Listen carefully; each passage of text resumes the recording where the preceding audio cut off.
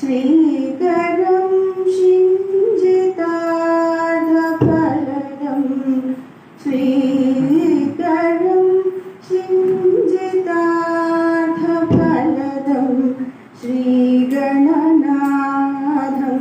भजाम्यहम् रञ्जितनाटकरङ्गतोषणं शिञ्जितवरमणिमयभूषणं श्रीगणनाथं भजाम्यहम्।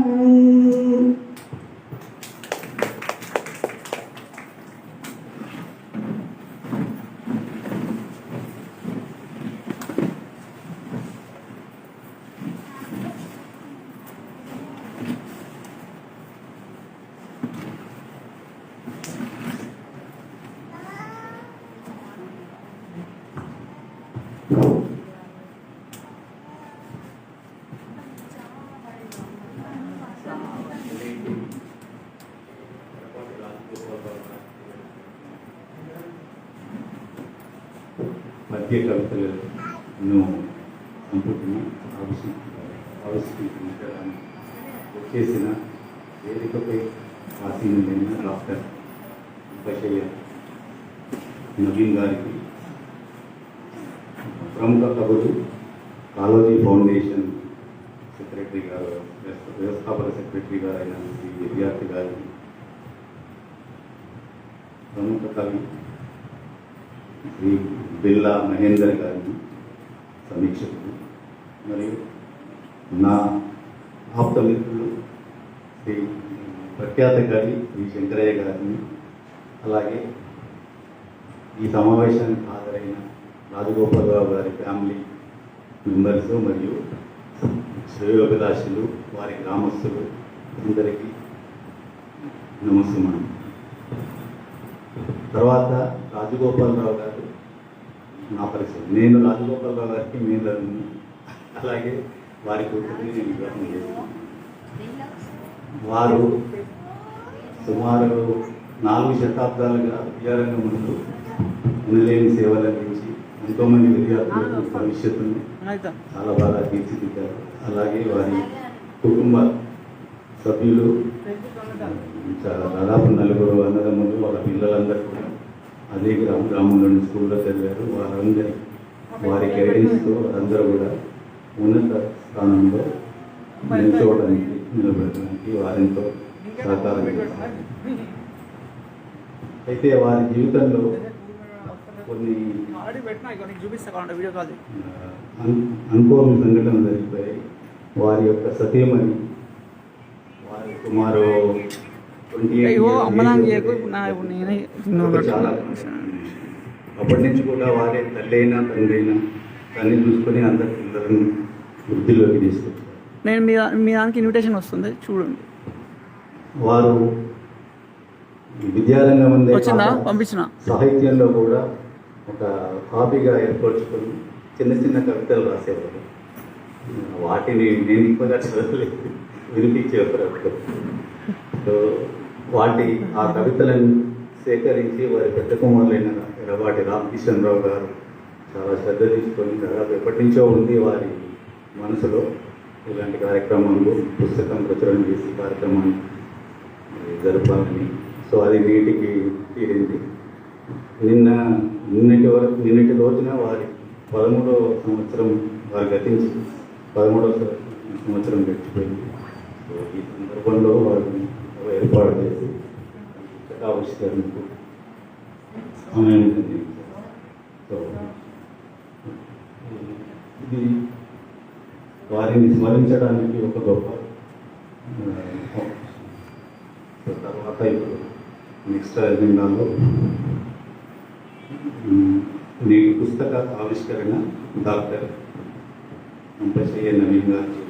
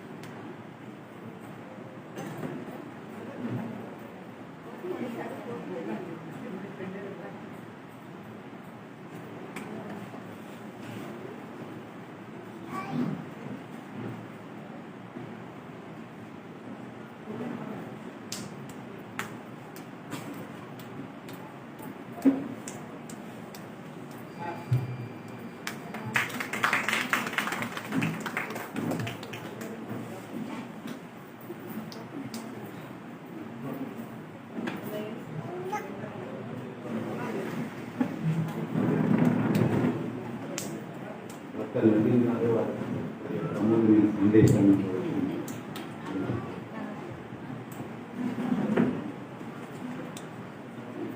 సభాధ్యక్షుడు రాజేంద్ర గోపి గారు ప్రముఖ కవి గోపి విద్యార్థి గారు గోపి నువ్వు ఫ్రెండ్ లేవు గోపి ఫేస్బుక్లో ఫ్రెండ్ లేవు జిల్లా మహేందర్ గారికి అలాగే ఇంకా వెంకయ్య గారికి తర్వాత రామకృష్ణరావు గారు తర్వాత సభలో హాజరైనటువంటి అనేక మంది సాహిత్య అభిమానులు ముఖ్యంగా మన వీరి ఎర్రపాటి రాజగోపాలరావు గారి బంధువులకు వారి మిత్రులు వారి సహచరులు అందరికీ నమస్కారం. నాకు ఒకటి ఆశ్చర్యం ఏంటంటే ఆయన చనిపోయి 13 సంవత్సరాలు అయిందని చెప్తున్నారు. 13 సంవత్సరాల తర్వాత వారు రాసిన ఈ పోయిట్రీని, ఈ కవిత్వాన్ని పుస్తకంగా వేయడం, దానికి వాళ్ళ ఆవిష్కరింపజేయడం అనేది చాలా గొప్ప విషయం అని నేను భావిస్తున్నా. ఎందుకంటే 13 ఏళ్ళు గడిచిన తర్వాత ఎవరైనా మర్చిపోతారు, కానీ వారి కుమారులు కుమార్తెలు ముఖ్యంగా రామకృష్ణరావు గారు చాలా ప్రయత్నం చేసి చాలా పట్టుబట్టి వారి కవిత్వాన్ని ఇవాళ ఒక పుస్తకంగా వేయడం, దాన్ని వాళ్ళని ఆవిష్కరించే అవకాశం కలగడం చాలా గొప్ప విషయంగా నేను భావిస్తున్నాను. తర్వాత ఏ కుటుంబానికైనా సరే కుటుంబ పెద్ద ఉంటాడు. ఆ కుటుంబాన్ని అంతా కూడా కుటుంబ సభ్యులందరినీ కూడా వాళ్ళని చదివించి వాళ్ళని చాలా మంచి పౌరులుగా తీర్చిదిద్ది ఆ కుటుంబానికి అందరికీ కూడా ఎప్పుడు గుర్తొచ్చే వ్యక్తిగా ఉంటాడు. సో ఈ కుటుంబానికి మన రాజగోపాలరావు గారు అలాంటి ఒక మంచి సింబల్, మంచి ఐకాన్ నాకు అనిపించింది. చాలా గొప్ప విషయం ఏంటంటే వారి 25 ఏళ్ళ టైంలోనే వారి సతీమణి చనిపోయినప్పటికీ ఆయన మళ్ళీ పెళ్లి చేసుకోకుండా వాళ్ళ పిల్లల్ని తల్లి తండ్రి తానే వాళ్ళని పెంచి పెద్ద చేసి వాళ్ళు బాగా చదివించి వాళ్ళ జీవితాల్లో మంచిగా స్థిరపడేటట్టుగా ఆయన చేసిన గొప్ప వ్యక్తి. కాబట్టి ఆయన కవి కాకపోయినా సరే ఆయన గొప్పతనం మామూలుగా 25 ఏళ్ళప్పుడు భార్య చనిపోతే ఎవరైనా మళ్ళీ పెళ్లి చేసుకుంటారు. కానీ ఈయన చాలా ఒక గొప్ప విషయం ఏంటంటే మళ్ళీ పెళ్లి చేసుకోకుండా పిల్లల్ని తల్లి తండ్రి రెండు తానే పెంచి పెద్ద చేయడం అనేది చాలా ఒక గొప్ప విషయం. అందుకు ఆయన నిజంగా హృదయపూర్వకంగా మనం అభినందించాలి. ఆయన చనిపోయి 13 సంవత్సరాలు అయినప్పటికీ కూడా ఆయన చేసినటువంటి గొప్ప సేవ ఎప్పుడు కూడా గుర్తుంచుకోగలిగింది. సో ఆయన ఈ రాజగోపాలరావు గారు చాలా గొప్ప వ్యక్తిగా నాకు అనిపించింది చూస్తే. తర్వాత ఆయన చాలా కాలం టీచర్గా పనిచేశారు, అనేక మంది విద్యార్థులను తీర్చిదిద్దారు, అనేక మంది విద్యార్థులకు ఆయన ఫ్రెండ్ గైడ్ అండ్ ఫిలాసఫర్గా కూడా ఉన్నారు. దీంట్లో వారి మనవడు ఇంగ్లీష్లో రాసిన ఒక 2 పేజీలు, అట్లాంటి మనవడు ఉండడం చాలా గొప్ప విషయం. ఓకే, ఎందుకంటే అట్లాంటి తాతగారిని తనని గుర్తుపెట్టుకొని ఆయన తనకి ఏం చేశాడు, తనని ఏ విధంగా తీర్చిదిద్దాడు, తను ఏ విధంగా పెంచి పెద్ద చేశాడు, ఇవన్నీ కూడా చాలా మంచి గొప్పగా ఆయన తన ఇంగ్లీష్లో రాసినా కూడా చాలా బాగుంది. దీన్ని బట్టి చూస్తే ఆయన మొత్తం మీ కుటుంబానికి అందరికీ కూడా ఎట్లా గొప్పవాడో, ఎట్లా మీ కుటుంబానికి అందరికీ కూడా ఆయన మిమ్మల్ని అందరినీ కూడా ఎట్లా తీర్చిదిద్దారో తెలుస్తున్నారు. ఇక ఈ కవిత్వ విషయానికి వస్తే దీంట్లో ఆయన కొంచెం చందోబద్ధంగా రాసిన కొన్ని ఉన్నాయి, చందోబద్ధం కాకుండా ఫీవర్స్ లాగా అంటే వ్యతిరేక కవిత్వం లాగా రాసిన కొన్ని ఉన్నాయి. ఈ చందోబద్ధంగా రాసిన ప్రార్థనా పద్యాలలో ఆయన వినాయకుడిని పూజించడంతో మొదటి పద్యం ప్రారంభమైంది. తర్వాత శివుని గురించి, తర్వాత విష్ణువుని గురించి, మన త్రిమూర్తులు అంటారు చూడండి, అక్కడ వాళ్ళ గురించి గడిచిన దానికి బాధపడకు, గడిచే దానికి భయపడకు, గడుస్తున్న దానికి చింతించకు, కారణం ఏదో కాకుండా. అంటే ఇది చాలా సింపుల్ వర్డ్స్లో ఆయన గీత గురించి చెప్పాడు. ఏంటి గడిచిన దానికి బాధపడకు, గడిచిందంటే దానికి మరి బాధపడే అవసరం, వేస్ట్ ఆఫ్ టైం. అందుకని గడిచిన దానికి బాధపడకన్నా, అట్లా గడిచిన దానికి భయపడకు, ఇంకా ముందు ఏమవుతుందో అని అట్లాంటి భయం పెట్టుకోకు, గడుస్తున్న దానికి చింతించకు, అంటే ప్రజెంట్ టైం ఇప్పుడు గడుస్తున్న దానికి చింతించకు, కారణం ఏదో కాకుండా ఏదో అంటారు చూడండి, దేవుడు రాసినట్టు జరుగుతుంది అని. ఇక్కడ రాస్తాడు రాశారని చెప్తారు. దేవుడు రాయడం కంటే ఏం లేదు, మీ విధిని మొదలై నిర్ణయం అవుతుంది అని చెప్పి. ఇప్పుడు దాని గురించి మనం ఏమనుకున్నా లాభం లేదు, జరగక మానదు, తప్పకుండా జరగాల్సింది జరుగుతుందంటే దాన్ని ఎవడు ఆపలేడు. ఆయన దృష్టితో గీత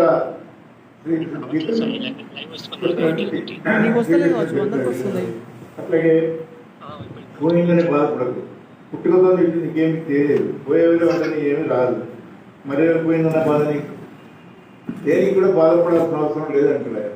ఇప్పుడు స్థితప్రజ్ఞత్వం అని ఒక మాట ఉంది. స్థితప్రజ్ఞ అవుతుంటే అది పెద్ద ఏదో విజయం సాధించామనుకో, అప్పుడు గర్వపడకు, అతిగా సంతోషపడకు. అట్లాగే నీ జీవితంలో ఏదైనా పెద్ద విషాదం జరిగిందనుకో, అతిగా చింతించకు.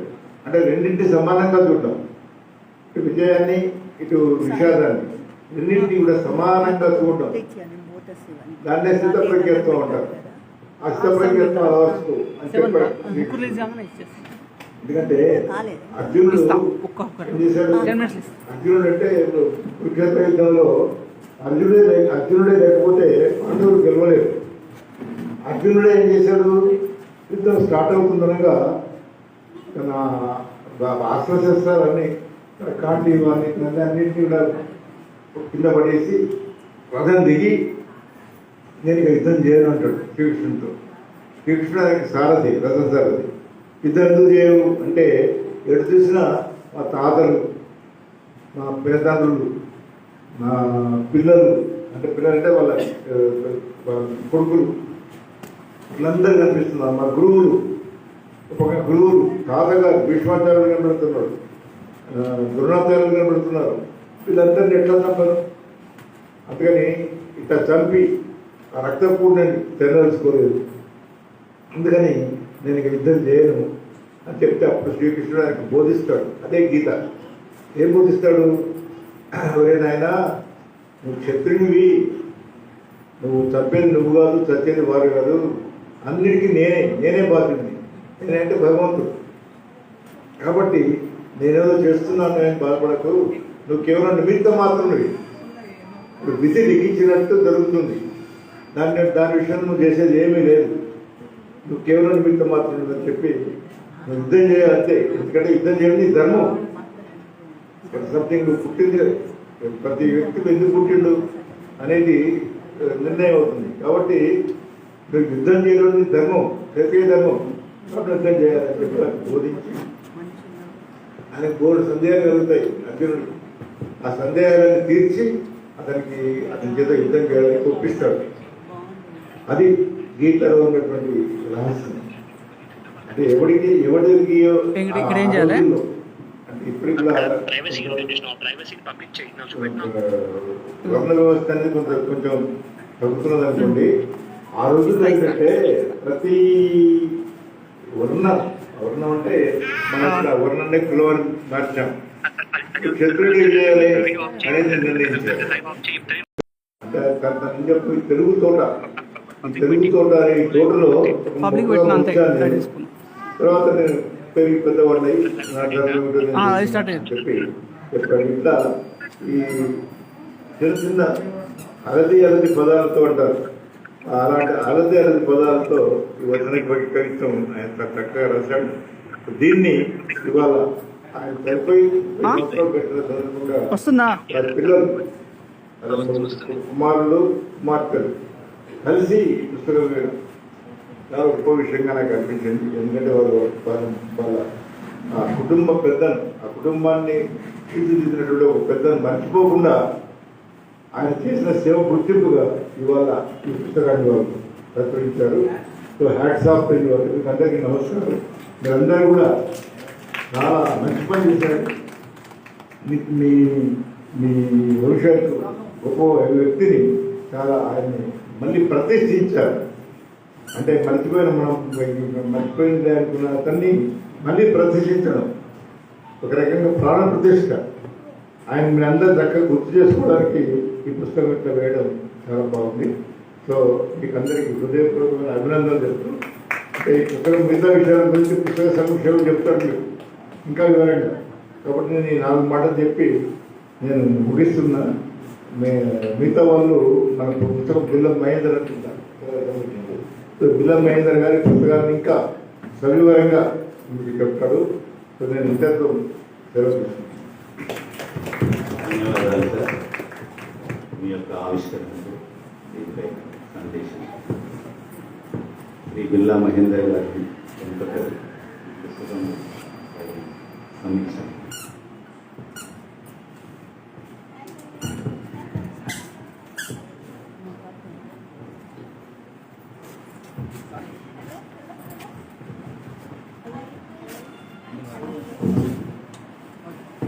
కీర్తిశేషులు ఎర్రబాటి రాజగోపాలరావు గారు రచించినటువంటి మా బాపు కవితాజరి పుస్తకావిష్కరణ సభకు అధ్యక్షత వహించినటువంటి గౌరవనీయులు శ్రీ మారపల్లి రాజేంద్రరావు గారికి, ఈ పుస్తకాన్ని ఆవిష్కరించినటువంటి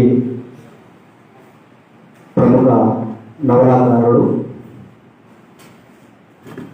కేంద్ర సాహిత్య అకాడమీ అవార్డు గ్రహీత పెద్దలు అంబశయ్య నవీన్ గారు, కార్యక్రమానికి ముఖ్య అతిథిగా చేసినటువంటి శ్రీ విఆర్ విద్యార్థ, మేము సైనిక కాకని పిలుచుకుంటాం. సైన్యంలో ఉండి భారత్ కోసం యుద్ధం చేస్తూ కవిత్వాన్ని రాసినటువంటి వ్యక్తి. అదేవిధంగా పెద్దలు కంది శంకరయ్య గారు, వారి పేపర్లో పెట్టడం చాలా పరిచయం ఇవ్వాలని. అదేవిధంగా వారి కుమారుడు రామకిషన్ గారు, అదేవిధంగా ఈ కార్యక్రమానికి విచ్చేసినటువంటి కవులు, బంధువులు, ప్రతి ఒక్కరికి పేరున శుభ సాయంత్రం తెలియజేస్తూ, 2 రోజుల క్రితము రామకిషన్ గారు పెద్దలు ఈ పుస్తకాన్ని చేతిలో పెట్టి, ఇది నాన్నగారి కవిత్వము, ఈ పుస్తకాన్ని మీరు సమీక్షించాలని కోరడంతో వారి మీద గౌరవంతో నేను ఇవాళ పుస్తక సమీక్ష చేస్తున్నాను. ముఖ్యంగా దాదాపుగా 35 సంవత్సరాలుగా ఉపాధ్యాయ వృత్తిని స్వీకరించి ఎందరో విద్యార్థులను తీర్చిదిద్దినటువంటి పెద్దలు వారు. గెస్టెడ్ హెడ్ మాస్టర్ హోదాలో వారు పదవీ విరమణ చెందారు. అదేవిధంగా దాదాపుగా ఈ పుస్తకాన్ని చూసినప్పుడు దీంట్లో ముందు మాటలు చదివినప్పుడు బిఆర్ విద్యార్థి గారు కూడా ఇక్కడ మంచి ముందు మాట అందించారు. వీరు కేవలము తెలుగులే కాకుండా ఇంగ్లీష్, ఉర్దూ భాషలో కూడా కవిత్వాన్ని రాసినట్లు పేర్కొన్నారు. అయితే ఆ ఇంగ్లీష్, ఉర్దూ వాటిని ట్రాన్స్లేట్ చేయవలసిన అవసరం ఉంది కాబట్టి ప్రస్తుతానికి తెలుగులో ఈ పుస్తకాన్ని తెచ్చే ప్రయత్నం చేశామని వారు చెప్పారు. ఇది చాలా మంచి ఆలోచన కూడా. ఎందుకు ఇవాళ పెద్దలు గౌరవనీయులు మన అంబశయ్య నవీన్ గారు అన్నప్పుడు 13 సంవత్సరాల తర్వాత కూడా మర్చిపోకుండా మరి వారి కవిత్వాన్ని ఇవాళ తేవడం అనేది చాలా మంచి సందర్భము, మంచి ఆలోచన అన్నారు. నిజంగా ఇది అవసరం. ఎందుకు అవసరం అంటే, ఒకటి వారి గురించి భవిష్యత్తుకు తెలవాలి. మా బాపు ఎవరంటే ఇగో ఇది మా బాపు అని చూపెట్టడానికి ఇది ఒక చిరునామాగా మిగులుతుంది. అందులోనూ ఏ కవి అయినా వారు రాసిన ఎటువంటి రచనలైనా కూడా సాహిత్యంలో రికార్డు కావాలి. రికార్డ్ అయితే అది అందరికీ చదువుకోవడానికి, ఇవాళ మేమంతా చదువుకున్నామంటే ఇది ఇవాళ బుక్ రూపంలో రికార్డ్ అయ్యింది కాబట్టి చదువుకున్నాం. సో రికార్డు కావాలి. సో ఇట్లా 2 రకాలుగా ఇటువంటి అవసరాలు ఉన్నాయి కాబట్టి ఇవాళ సాహిత్యపరంగా రికార్డ్ చేసినందుకు వారి జ్ఞాపకార్థంగా వారిని మర్చిపోకుండా ఎప్పటికీ ఇది మా చిరునామా, మా బాబు చిరునామా అని చెప్పడానికి చేసిన కృషిని మరి వారి కుమారులు కానివ్వండి, ఇతరుల ఎవరైతే ఈ పుస్తకం తీసుకురావడానికి ఎవరైతే నడుము పట్టారో వారందరికీ ఈ సందర్భంగా ధన్యవాదాలు తెలియజేస్తున్నాను. ముఖ్యంగా ఇక్కడ ఈ పుస్తకాన్ని శ్రీ ఎర్రపాటి శ్యామరావు గారికి, అంటే 2వ అబ్బాయి కుమారుడు, అంటే మనవనికి అంతే కదా, మొదటి కుమారుడు వారికి అంకితం ఇచ్చారు.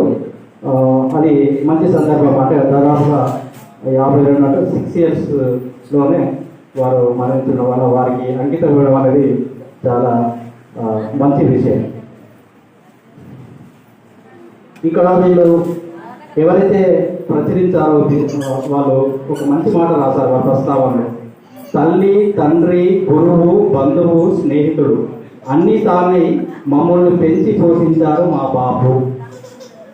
సో అన్ని రకాలుగా అంటే వాళ్ళ బాపును తండ్రి, గురువుగా, తల్లిగా, బంధువుగా, స్నేహితుడిగా, అంటే వాళ్ళ బాపులో ఇందరి బంధుత్వాన్ని చూశారు.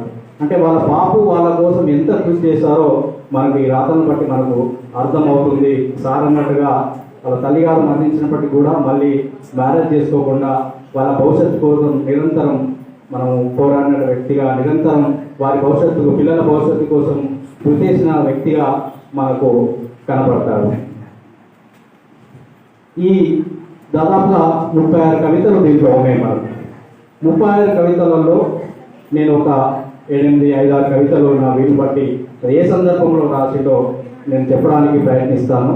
ఈ కవిత్వం మొత్తంలో చూసినట్లయితే రాజగోపాల్ గారు దేవుడు, స్నేహం, మత సామరస్యంపై, అమ్మపై, జీవితంపై ఇటువంటి అంశాలపైన ఎక్కువగా కవిత్వాన్ని రాశారు. దీంట్లో ముఖ్యంగా చెప్పుకుంటే ఇంకా దేవుడిపైన ఎక్కువగా కవితలు అయితే నాకు అవుపించాయి. దీనికంటే ముందు ఈ టైటిల్ పెట్టడం కూడా మా బాపు కవితాధారి అన్నారు కదా, మా బాపు అనే పదం చేర్చడం నాకైతే చాలా హ్యాపీగా అనిపించింది. ఎందుకంటే ఇవాళ ఫాదరు, నాన్న అంటారు కానీ ఇవాళ మనం అందరం బాపు అని, అంటే మేము కూడా మా నాన్న బాపు అనే పిలుస్తాం. సో ఒక మంచి తెలంగాణ పదాన్ని, ఒక ఆత్మీయత, మా బాపు అంటే ఆ ఆత్మీయత వేరే. సో అటువంటి ఆత్మీయత కూడిన మా బాపు, మా నాన్న అనకుండా మన బాపు అనేది చేర్చడం అనేది చాలా నాకు సంతోషం కలిగించినటువంటి విషయం. దీంట్లో మొదటి కవిత నేను ఉంది. సారు నేను గురించి చాలా విషయాలు చెప్పారు. నిజానికి ఏ కవినా కూడా అతడు ప్రచురించిన పుస్తకాలలో అతని గురించి ఎక్కడో ఒక కవిత రాసుకుంటాడు. అది నేను కానివ్వండి, ఇంకా ఏదైనా కానివ్వండి, తన గురించి ఒక ప్రస్తావన అయితే వస్తుంది. మరి ఎవరు నేను అన్నప్పుడు మొదట్లోనే అంటాడు, తెలుగు తోటలో ఒక కొత్త మొక్కను నేను, నన్ను పెంచిన సువాసనలు వెదజల్లుతాను నేను అంటాడు. తెలుగు తోటలో ఒక కొత్త మొక్కను అంటే కొందరు ఇప్పుడిప్పుడే రాస్తున్నా కూడా గర్వంగా ఉంటారు, అది రాసిన ఇది రాసినాను. కానీ వీళ్ళు రాసినప్పటికి కూడా, మొదట అయినప్పుడు కూడా నిగౌరిగా నేను కొత్త మొక్కను అని చెప్తున్నాడు. నేను కొత్త మొక్కను మీరు నన్ను పెంచితే. ఎటువంటి పరిణామాలు ఉంటాయి? సువాసనలే వెలువెళ్తా కానీ ఎటువంటి వేరే ప్రభావం అయితే ఉండదు. మంచి సువాసనలు వెలువెళ్తా అని తన గురించి తాను చెప్పుకుంటూ చివరిగా ఈ తెలుగు తోటలోకి ఇంకెన్నో కొత్త మొక్కలు రావాలంటాడు. ఈ తెలుగు తోటలోకి ఇంకెన్నో కొత్త మొక్కలు రావాలి, ఈ తెలుగు తోట ఒక సుందర వనమై నిలవాలి. ఎందుకు కోరుకుంటాడు? ఈ తెలుగు తోటను అంటే ఈ తెలుగు తోటలో పూలు పూయించాలని, నాలాంటి వారెందరో ఈ తెలుగు తోటలో ఇంకా కొత్తగా ఎదగాలని, ఆ తెలుగులో కవిత్వం ఇంకా బాగా రావాలని కృషి చేయాలని ఆయన ఆలోచన విధానం అనేది బాగుంది.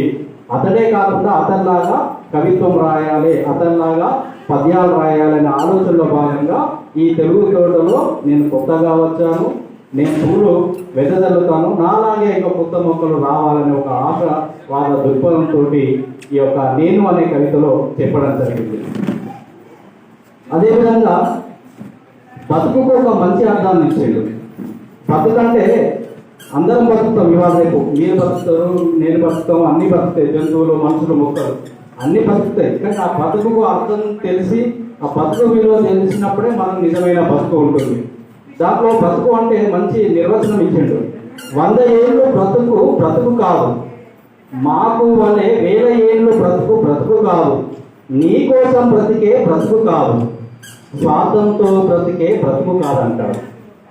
వాడు 100 ఏళ్ళు బతికినంటే వాడు ఏం చేసే సమాజానికి ఏం చేయకపోతే వాడికి 100 ఏళ్ళు బతికేది, ఇంకా 150 బతికేది, 1000 ఏళ్ళు బతికేది, అది బతుకు కాదంటాడు. అదేవిధంగా నీ కోసం బతికితే బతుకు కాదంటాడు. నీ దగ్గర కోరుకున్నా కూడా కనీసం రూపాయి దానం చేయకపోతే అదేం బతుకు? అది నీకోసం బతికిన బతుకు కాదు. ఏమన్నాడు?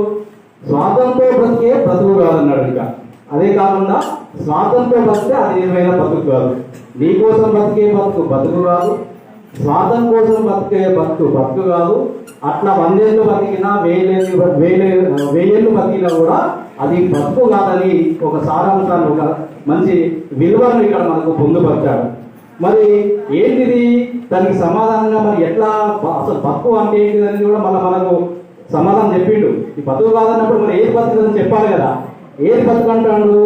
రాత్రంతా వెలిగే కొవ్వొత్తి వలె వెలుగునిస్తూ కాలిపోతూ కరిగిపోతూ చీకటిలో పయనించే వారికి దారి చూపి దరికి చేర్చి ఉదయాన్నే సంసిపోయే బ్రతికే నిజమైన బతుకు అన్నాడు. చూడాలి, ఒక కొవ్వొత్తి చీకట్లు ఏం చేస్తుంది? వెలుగునిస్తుంది. అటువంటి బతకాలంటుండు. అదేం చేస్తుంది? దారిని ఇస్తుంది. అటువంటి బతుకు వాళ్ళే నిజమైన బతుకు అనేది ఒక గొప్ప విలువైన ఇటువంటి ఈ పిల్లలకు చాలా ఉపయోగకరం. అంటే బతుకు విలువ చెప్పడంలో ఈ కవిత్వం అనేది మనకు చాలా ఉపయోగకరంగా ఉంటుంది. అందులోనూ ఇంకా ఎవరన్నా బతికింది అనే విషయాన్ని కూడా మనకు ఉదాహరణలు ఇచ్చాడు. మదర్ తెరీసా గురించి ప్రస్తావించాడు. మదర్ తెరీసా ఏం చేసింది? చాలా మంది నిస్సాయులకు, కుష్ఠరోగులకు చాలా మంది నిస్వార్థంగా సేవ చేసింది. అది నిజమైన బతుకు అని చెప్పేసి ఈ కవిత్వంలో బ్రతుకు మీద మంచి కవిత మనకు చెప్పడం జరిగింది. ఇంకొకటి భిన్నత్వంలో ఏకత్వం అన్నాడు. మనం సాధారణంగా వింటున్నాం, మన క్లాసుల్లో చదువుకుంటాం భిన్నత్వంలో ఏకత్వం. ఈ కవిత చదివినప్పుడు నేను 2012లో చదువుకున్న నాకు ఒక కవిత గుర్తొచ్చింది. అది కాస్త టాలీ లాగా అనిపించింది. నేనేం రాసుకున్నాను? నా పిడికిలి కవితా సంపుటిలో స్వరాలు 7, ఋతులు 6, భూతాలు 5, వేదాలు 4, జెండా వర్ణాలు 3, సృష్టికి మూలం 2, తెలంగాణకు నినాదం ఒక్కటే, అది జై తెలంగాణ నినాదం అని నేను తెలంగాణ ఉద్యమంలో రాసుకున్న సందర్భం. ఆ కవిత నాకు గుర్తొచ్చింది. ఎందుకు అంటే ఈ జరిగిన ప్రశ్న వచ్చింది. ఆభరణాలు వేరు వేరు, బంగారం ఒకటే, మతాలు వేరు వేరు, దేవుడు ఒక్కటే, పువ్వులు వేరు వేరు, దేవుని పూజ ఒక్కటే, భక్తులు వేరు వేరు, భగవంతుడు ఒక్కడే, మనసులు వేరు వేరు, మానవ స్వభావం ఒక్కడే, పోటీలు వేరు వేరు, విజయుడు ఒక్కడే, రంగులు వేరు వేరు, శ్వేతవర్ణం ఒక్కటే, బ్రతుకులు వేరు వేరు, మృత్యువు ఒక్కటే, వృత్తులు వేరు వేరు, బ్రతుకు మనగడ ఒక్కటే అని ఒక మంచి విలువతో కూడిన కవిత్వాన్ని ఇక్కడ అందించారు. నిజంగా ఆభరణాలు ఎన్నైనా చేయొచ్చు, కానీ ఆ ఆభరణాలు దేంతో తయారైతాయి? అన్ని బంగారంతో మనము చేస్తాము. అదేవిధంగా మతాలు వేరు. హిందువు ఒక దేవుని ప్రార్థించవచ్చు, క్రైస్తవుడు ఒక దేవుని ప్రార్థించవచ్చు, క్రిస్టియన్ ఒక దేవుని ప్రార్థించవచ్చు. కానీ మతాలు వేరైనా ఇక్కడ దేవుడు ఒకటే అన్నాడు. పువ్వులు వేరైనా అది పూజ కోసం ఉపయోగపడతామని చెప్పాడు. మానవులు కూడా మనుషులందరూ ఒక తీరుగా ఉంటారు కదా. కాకపోతే చూడడానికి 2 కాళ్ళు 2 చేతులు అంతా ఒకటే రూపంగా ఉంటాయి, కానీ ఆ స్వభావానికి మాత్రము వేరువేరుగా ఉంటుందని చెప్పేసి చెప్పుకుంటూ ఏమన్నాడంటే చివరిగా భిన్నత్వంలో ఏకత్వం ఉండగా ఏకత్వంలో ఈ మనుషులకి ఏం భిన్నత్వం అని ప్రశ్నిస్తాడు. అంటే అందరం అంటే అవన్నీ భిన్నత్వం అని చెప్పిండు. భిన్నత్వంలో ఏకత్వం వచ్చిన తర్వాత అందరూ ఒకటైన తర్వాత మళ్ళీ భిన్నంగా ఎందుకు ప్రవర్తిస్తున్నారు అనే ఒక ప్రశ్న ఈ కవిత ద్వారా మనకు చెప్పడం జరిగింది. ఇంకొక కవితలో నా ప్రార్థన, ఇక్కడ కూడా దేవుని గురించే. నేను ముందే చెప్పినట్టుగా దేవుడి పైన ఇక దాదాపు 7 కవితలు నేను గమనించడం జరిగింది. ఏమంటాడు ఇక్కడ, కానరాని దేవునిపై చర్చలేందుకు. దేవుడే కనబడుతున్నాడు కదా, దేవునిపై చర్చలేందుకు. నా దేవుడు గొప్ప, నా దేవుడు గొప్ప, నా దేవుడు ఇట్లా చేస్తాడు, నా దేవుడు అట్లా చేస్తాడు, దేవుడిపై చర్చలేందుకు. దేవుడు కనబడుతున్నాడు కదా, కనిపించే మనిషిని మంచటేందుకు. కళ్ళ ముందు మనిషి అనిపిస్తుంది నీకు. కానరాని దేవుడి నుంచి చర్చలేందుకు. వానికి ఏమన్నంటే సాధారణ సాయం చేయి. వాడు రోడ్డు మీద ఏదో ఇబ్బంది పడుతుండు, లేదా వానికి ఏదో గాయం అయితే, వానికి ఏదో అవసరం ఉంది, నీకు సహాయం చేయి.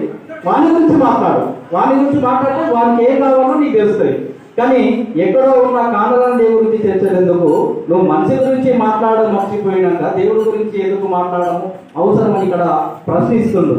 కనిపించే దేవునికి కోట్లు ఖర్చు ఎందుకు, కనిపించే మనిషికి గూడు కూర్చుండేందుకు. ఇలా మన వేములవాడ పోతే పాపం వాళ్ళందరూ దుకాణాలు పెట్టుకొని ఒకప్పుడు బతికేటోళ్ళు. ఇవాళ ఆ దుకాణాలన్నీ కూలిపోయినాయి, ఎందుకంటే అభివృద్ధి చేస్తున్నాడు వేములవాడ.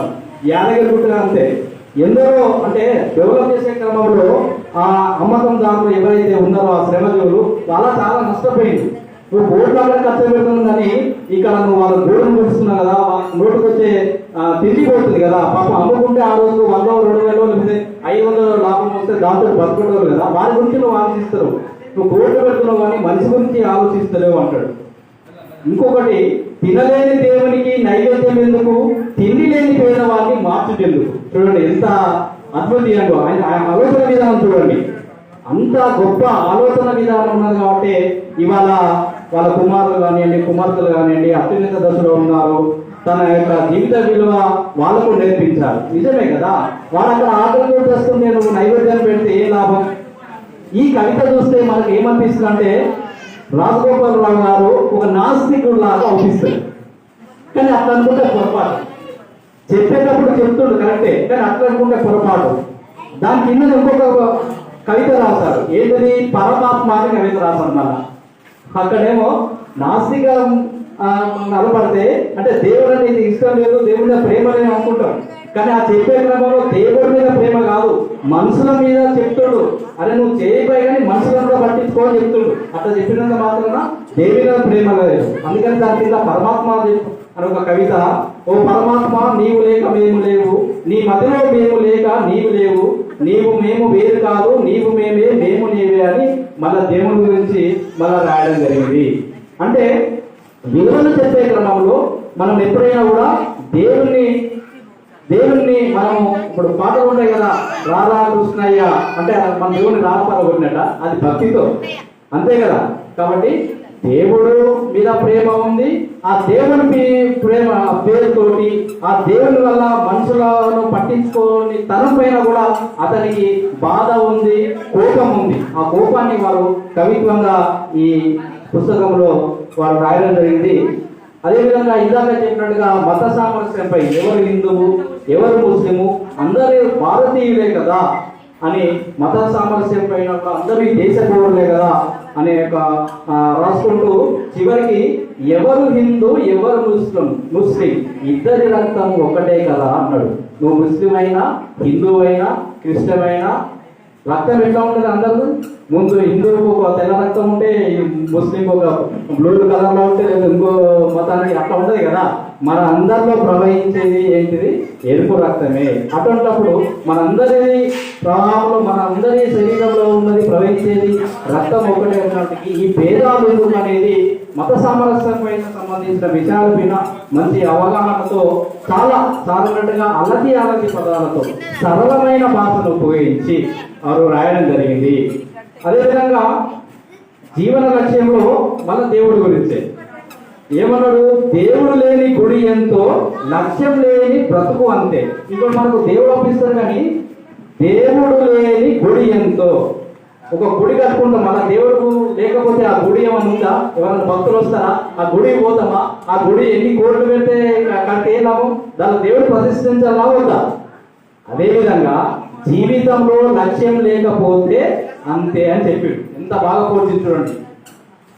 గుడిలో దేవుడు లేకపోతే ఎట్లుంటుందో మన జీవితంలో ఒక లక్ష్యం లేకపోతే అంతే అని చాలా సింపుల్ గా 2 పదాలలో మనకు చాలా విలువైన బోధనను బోధించడం జరిగింది. దేవుడు లేని గుడికి పూజలు ఉండవు, లక్ష్యం లేని బ్రతుకు అర్థం ఉండదు అన్నాడు. దేవుడు లేని గుడికి పూజలు మనం పోతామా? గుడి లేకుండా అక్కడ బండరాయి దేవుడు కూడా మనం మొక్కుతాం. గుడి లేకుండా పర్లేదు, ఇక్కడ దేవుడు ఉండడం మొక్కుతాం కదా. అదేవిధంగా గుడి లేని దేవుడు లేని గుడికి పూజలు ఎట్లయితే ఉండమో మన లక్ష్యం లేని బ్రతుకు అర్థం ఉన్నదని ఒక మంచి కవిత్వాన్ని ఇక్కడ చేర్చడం జరిగింది. అదేవిధంగా జీవితం పట్ల ఈ కవిత చదివినప్పుడు జీవితం పట్ల ఆయన ఆలోచన ఏ విధంగా ఉంది, ఆఖరికి చివరిలో అసలు ఏమిటి జీవితం అంటాడు. అన్ని చెప్పుకుంటూ వచ్చి ఏమిటి జీవితం అంటాడు. అంటే ఒక్కొక్కసారి అసలు ఏంటి అంటే ఆ జీవిత అర్థాన్ని చెప్పే క్రమంలో ఏమిటి జీవితము అన్నప్పుడు మనకు ఏమనిపిస్తుందంటే ఈ జీవితం ఇంతే, ఇక మారరు, ఈ మనుషులు మారరు, ఈ బతుకు మారరు, ఈ వ్యవస్థ మారదు అనే అంతర్గతంగా ఒక కోపం అయితే మనకు ఇక్కడ కనిపిస్తుంది. ఇంకొకటి నేటి కవిత అని, ఇది అవసరమైన కవిత.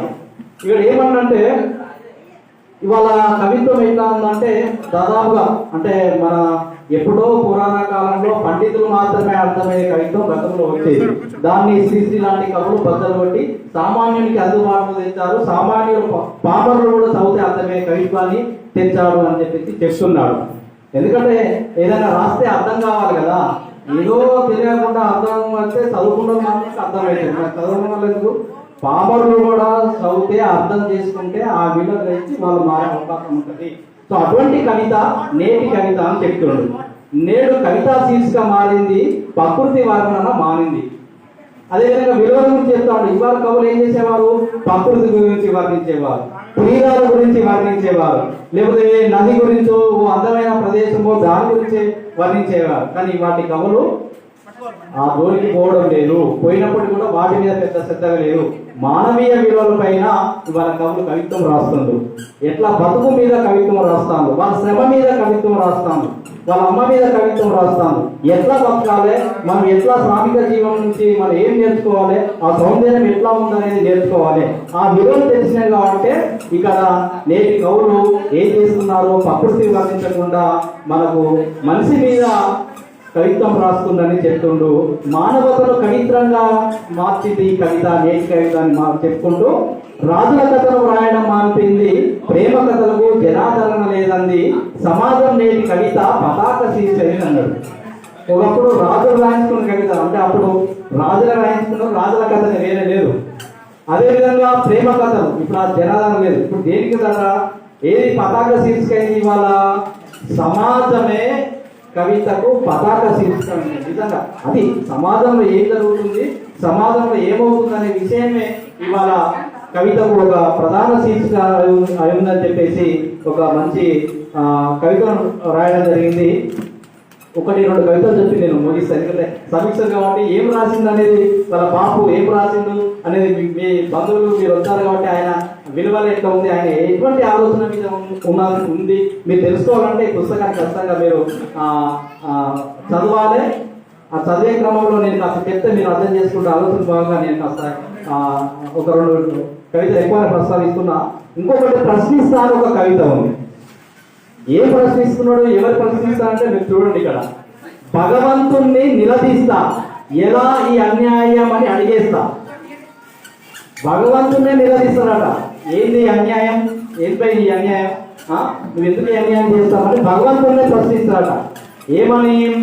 ప్రజా కోర్టుకు రప్పిస్తా, కోర్టులోనే కడిగిస్తా, ఇంకా నేను ప్రజాకోట్లకి మనుషుల మధ్య రక్షిస్తా, ఓ కోర్టు పెడతా, కోర్టులో నువ్వు చేసే ఈ యొక్క దారుణాలు, నువ్వు చేసేది ఏంది, అసలు ఏం చేస్తాను అనేది కోర్టులోనే కడిగేస్తా అని చెప్తున్నాడు. ఈ జనమంతా నీ సంతానం, మరి ఏమిటి వ్యత్యాసం? నువ్వు ఇక్కడ వచ్చింది ఎందుకు ప్రశ్నిస్తాడు దేవుణ్ణి? ఎందుకు కోర్టుకు ఈడుస్తానంటుండు? ఎందుకు అతన్ని కడిగేస్తా అంటుండంటే, ఈ జనమంతా నీ బిడ్డలే కదా, వీరందరూ నీ బిడ్డలే కదా, మరి ఎందుకు ఈ వ్యత్యాసం అని ప్రశ్నిస్తుంది. అంతే కదా, ఇవాళ ఎంత వ్యత్యాసం ఉంది సమాజంలో మనుషుల మధ్య. ఎదుగుతోడు పోతూనే ఉన్నాడు పైకి, అదేవిధంగా కింద ఉన్నవాడు కింద తొక్కబడుతూనే ఉన్నాడు. ఈ అసమానతలను, ఈ వ్యత్యాసం ఏంటి అని చెప్పేసి ఒకవేళ దేవుడు కనబడితే దేవుడిని నేను ప్రశ్నిస్తా, నిలదీస్తా, ఈ అన్యాయం ఏంటి, ఎందుకు ఈ అసమానతల లోకాన్ని సృష్టించావు, ఈ అసమానతల సమాజాన్ని ఎందుకు సృష్టించామని ఒక కోపం, ఒక నిర్వేదము, నిస్సహాయత, ఒక మంచి ఆలోచన. అంటే దేవుణ్ణి ప్రశ్నించడం అనేది కాకుండా ఇక్కడ మనం ఏమర్థం చేసుకోవాలి, సమాజంలో ఇటువంటి అసమానతలు ఉన్నాయి, ఈ అసమానతలు ఎందుకు సృష్టించినవు, అందరూ సమానంగా ఉండే భావన ఉండాలి అనే ఆలోచన విషయంలో ఈ యొక్క కవిత్వాన్ని వారు రాయడం జరిగింది.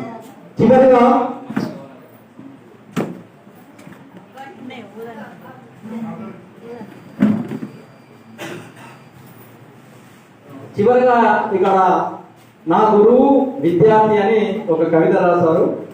దాంట్లో మరి రాజగోపాల్ గారి గురువు ఎవరంటే విద్యార్థిగా చెప్పుకున్నారు వారు. అంటే ఎంత ఎంత నిఘా చూడండి, ఎంత ఆప్యాయత వారంటే, శ్రీరాముతో ఈ విద్యార్థికినే విద్యార్థి, ఆ విద్యార్థికి సారు రాజగోపాలరావు గారు విద్యార్థి అని చెప్పుకుంటాడు. ఈ విద్యార్థియే నా గురువు, ఈ విద్యార్థి ప్రేరణచే కవిత జలపాతం వృధా కాకుండా పంట పొలాలకు మళ్లించగా అతనికి నా నమస్సుమాంజలి అంటాడు. అంటే ఈ విద్యార్థి నాకు ప్రేరణ అని చెప్పుకుంటూ ఆ విద్యార్థి ద్వారా నేర్చుకున్న అంశాలను పంట పొలాలకు మళ్లించి శ్రమ చేస్తా, సేద్యం చేస్తా, అక్కడ అక్షరాలు పండిస్తా.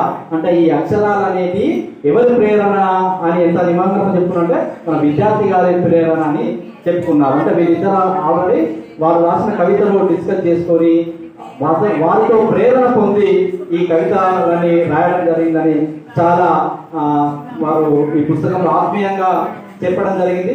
ఇట్లా అనేక అంశాలపైన, ఇందాక నేను చెప్పినట్టుగా అనేక అంశాలపైన, ముఖ్యంగా ఈ సమాజంలో ఉన్న వ్యవస్థ పైన అతనికి ఉన్న ఆవేదన, ఆర్తి, మనుషుల మధ్య తగ్గిపోతున్న వివరణ పట్ల అతనికి ఉన్న బాధ, ఇవన్నీ చాలా ఎవరు చదివినా కూడా, ఆఖరికి 5వ తరగతి పిల్లలు చదివినా కూడా అర్థమయ్యే రీతిలో ఈ కవితలు అనేవి చాలా బాగున్నాయి.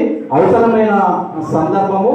మరి ఇంత మంచి ప్రయత్నం చేసి ఒక జ్ఞాపకంగా ఈ పుస్తకాన్ని అచ్చువేసినటువంటి కుటుంబ సభ్యులకు, వారి వెనుకన్నా కృషి చేసిన వారందరికీ పేరున కృతజ్ఞత తెలియజేస్తూ, నాకు మరి మా బాపు కవితాంజలిని మరి ఇవాళ సమీక్షించడానికి అవకాశం కల్పించిన పెద్దలందరికీ ధన్యవాదాలు తెలియజేస్తూ థ్యాంక్ యూ వెరీ మచ్.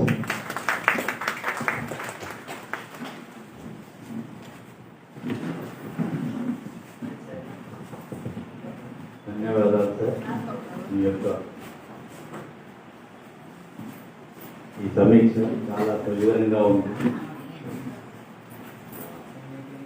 నేను తప్పకుండా మీ యొక్క సలహాను ఆచరిస్తాను. అలాగే ఈ యొక్క సభలో చేసిన బంధువులు అందరిలో కూడా ఈ పుస్తకాన్ని మొదటి నుంచి చివరి వరకు ఆసక్తి కలిగిస్తుండడంలో ఎలాంటి సందేహం. థ్యాంక్ యూ అండి. తదుపరి కౌలు కాలేజీ ఫౌండేషన్ వ్యవస్థాపకులు విద్యార్థి గారిని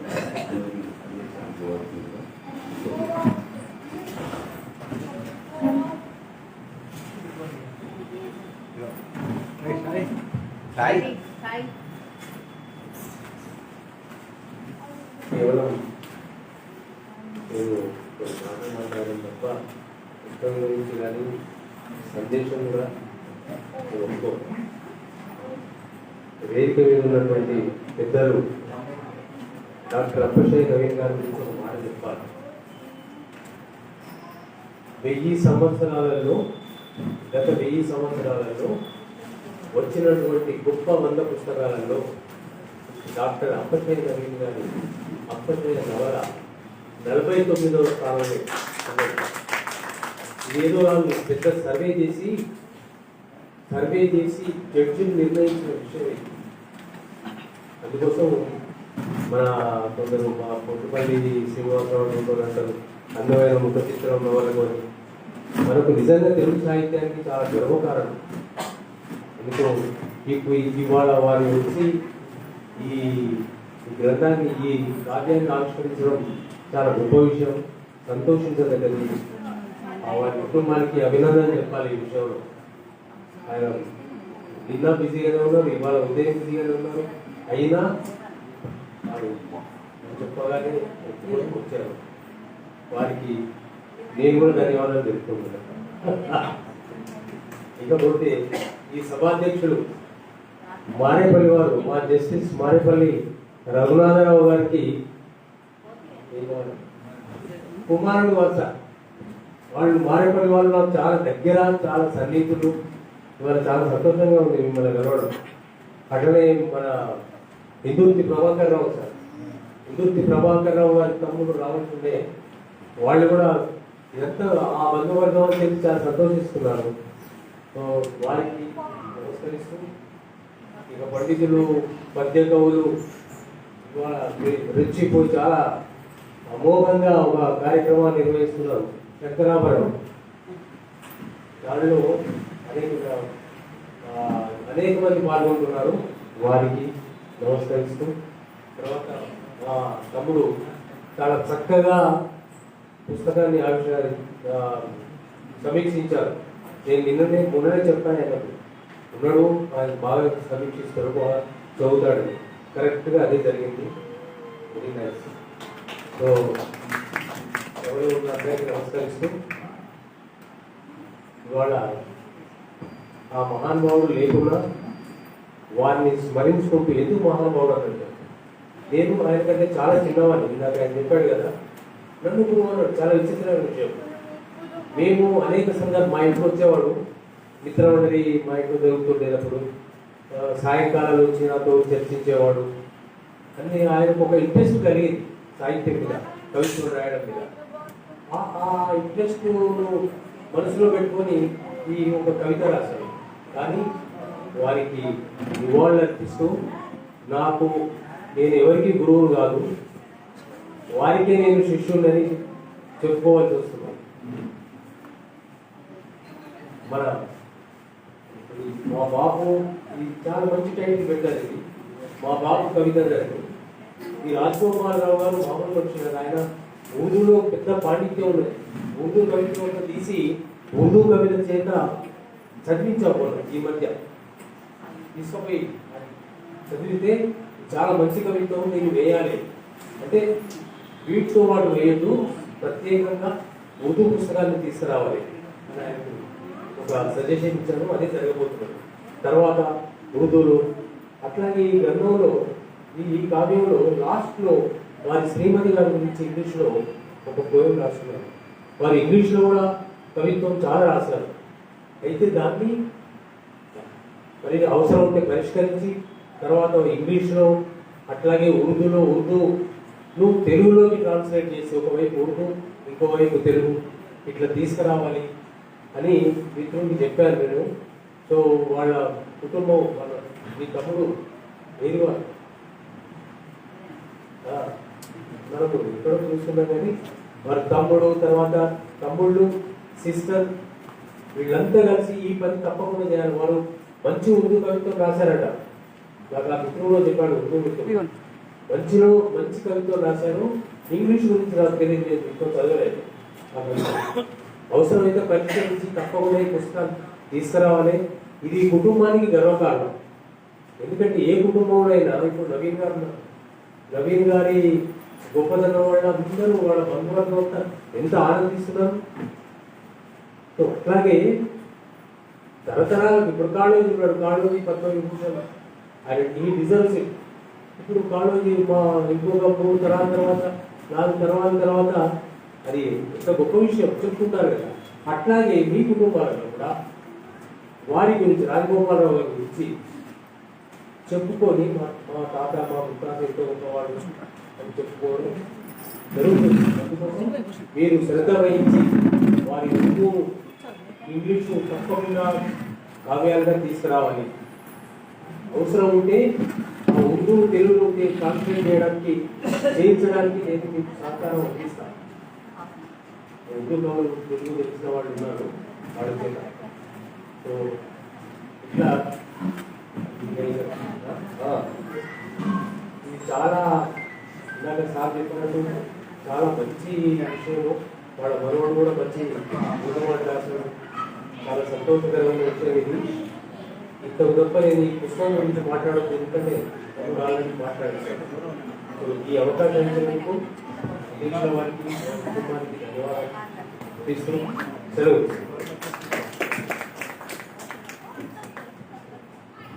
ధన్యవాదాలు సార్. మీ యొక్క సలహా తప్పకుండా మనకు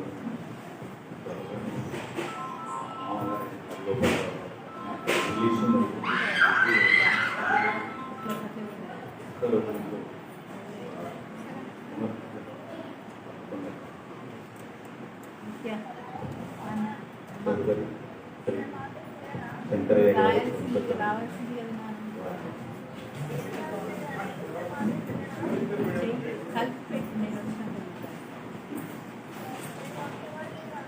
అందరికీ నమస్కారం. రామకిషన్ రావు బాల్యమిత్రుడు. రామకిషన్ రావు గారు, జనార్దన్ గారు, ఓంకార్, తర్వాత ప్రహ్లాద్, అరుణ్ కుమార్, వీళ్ళందరూ ఒక బ్యాచ్.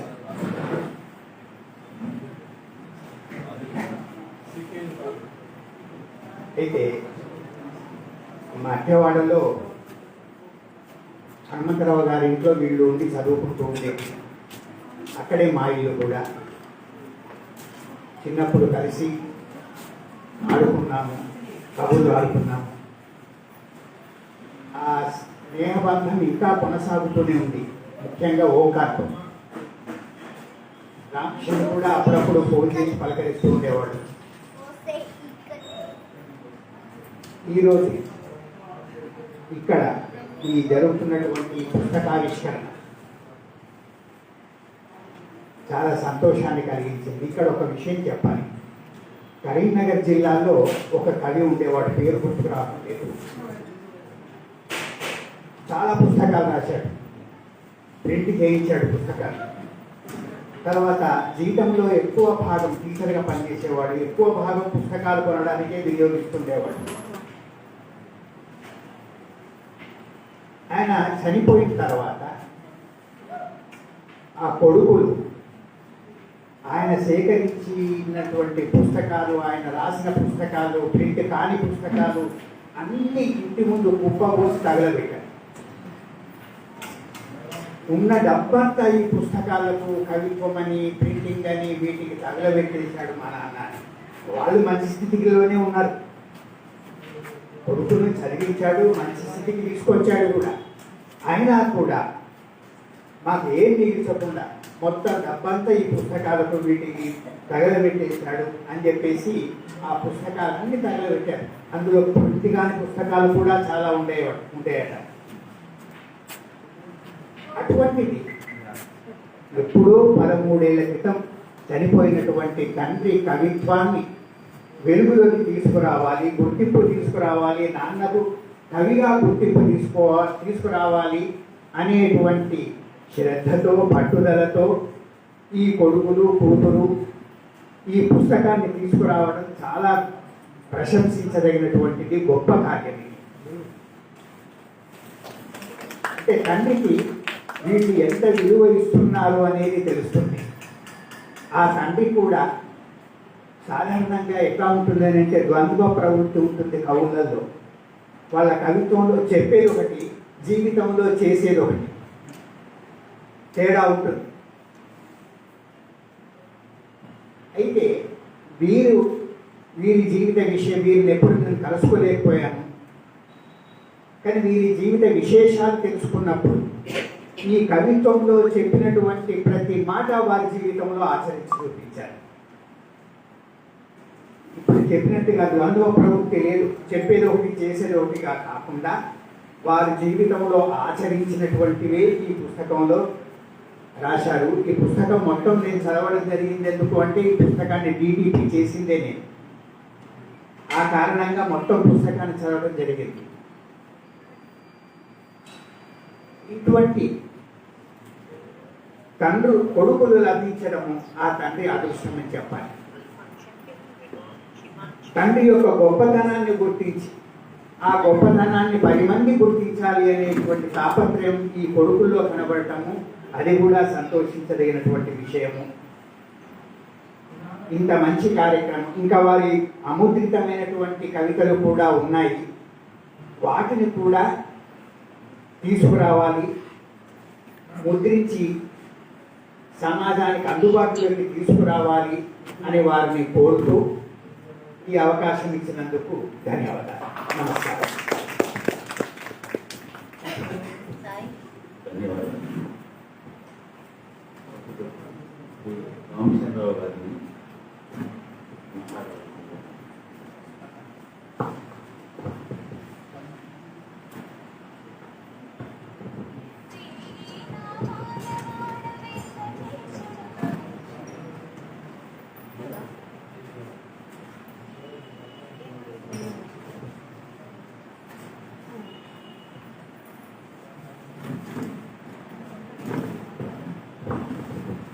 అలాగే సభకు వచ్చేసిన ఎవరైనా మాట్లాడుతున్నారు?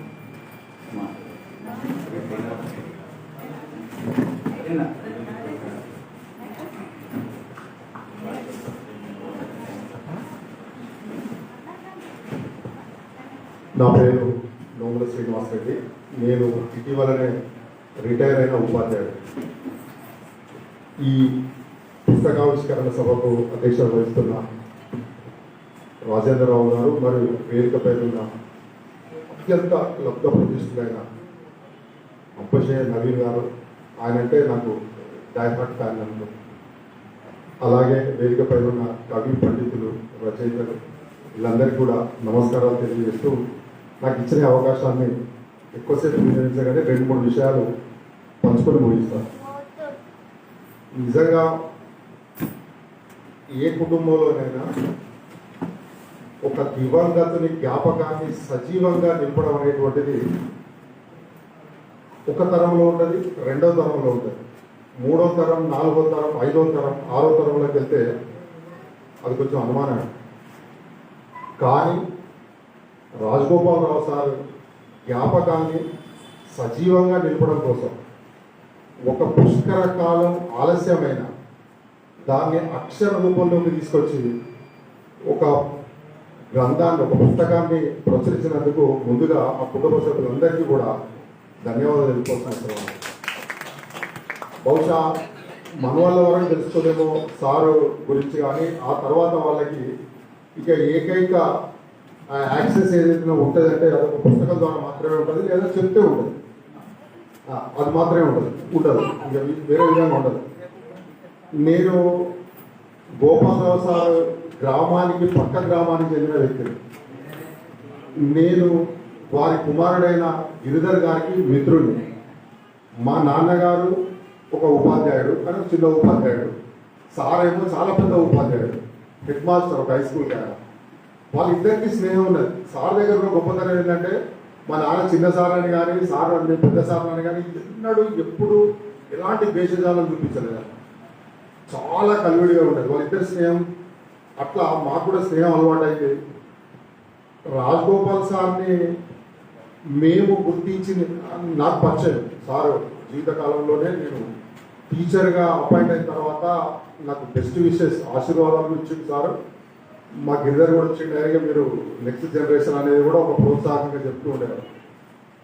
ఆయన ఒక హెడ్ మాస్టర్గా అంత రూరల్ విలేజ్, బహుశా ఇట్లా కుటుంబ సభ్యులకే తెలుసు కానీ కొంతమంది తెలియని వాళ్ళకి, ఓదెల గ్రామము ఒక 40-50 సంవత్సరాల క్రితము ఆ విలేజ్ కనుక ఊహిస్తే అత్యంత మారుమూల గ్రామం.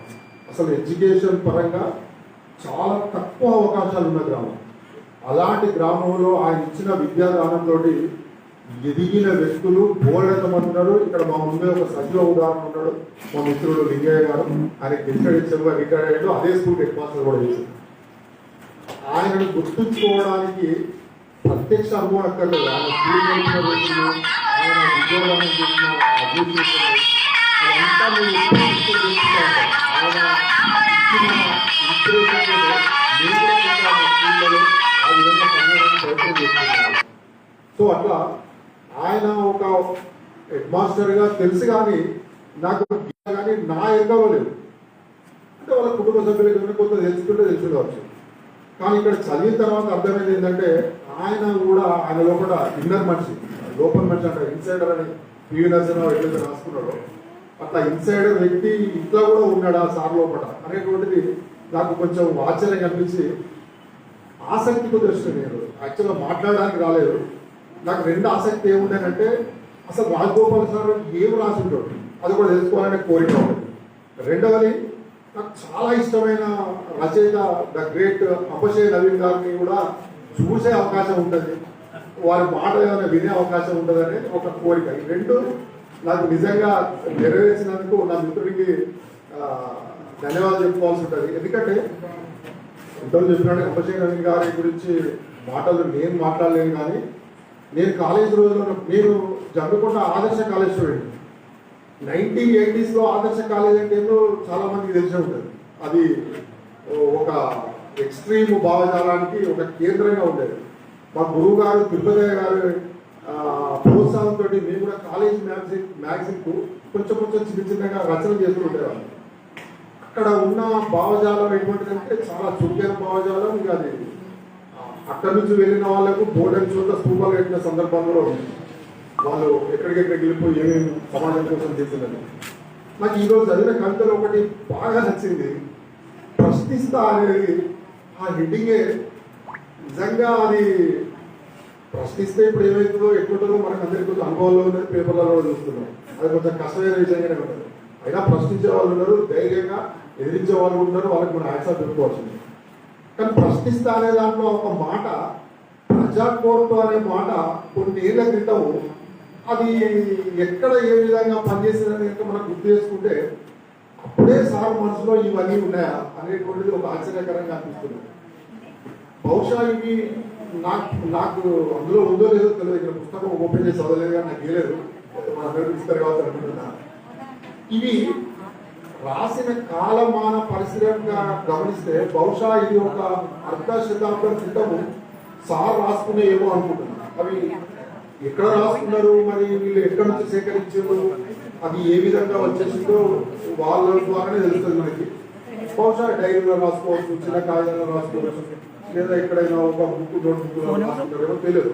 అది ఒకేసారి రాసుకునే అయితే కాదు, సందర్భాన్ని బట్టి ఆ మూడుని బట్టి అది ఎప్పుడెప్పుడు వచ్చిందో ఏ విధంగా వచ్చిందో. ఎందుకంటే కవిత్వానికి ఎప్పుడు ఏ విధంగా వస్తుందో ఎవరు కూడా చెప్పలేరు. దానికి ఎట్లా జన్మిస్తారు, అక్షరము ఎట్లా దానికి జన్మ వస్తుంది అనేటువంటిది, ఇప్పుడు వస్తుంది అనేటువంటిది ఒక్కొక్కసారి కవులకు కూడా తెలియదు. ఎందుకంటే సడన్గా వస్తుంది, రాసేస్తారు, అదొక పెద్ద సంచలనమే కూర్చుంటుంది.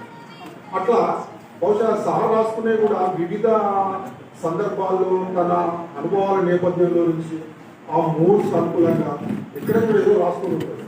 అట్లా కొన్ని ప్రశ్నిస్తా అనేటువంటి కొన్ని వచ్చిన సందర్భాలు బహుశా వ్యవస్థలో కూడా ఏదో కొంత సందర్భంలో రియాక్ట్ అయ్యే సందర్భంలో నుంచి వచ్చింది కావచ్చు అని అనుకుంటున్నాను.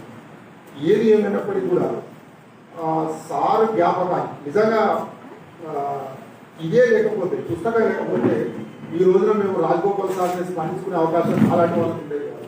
కుటుంబ సభ్యులు మీరు బహుశా ఉంటే ఉండొచ్చు, అది ఎప్పటికీ ఉంటుంది. కానీ అలాంటి అవుట్ సైడ్ అది సార్ యొక్క జ్ఞాపకాన్ని సార్ని స్మరించుకునే అవకాశం నాకు దొరికేది, నాలాంటి మిత్రులకు దొరికేది.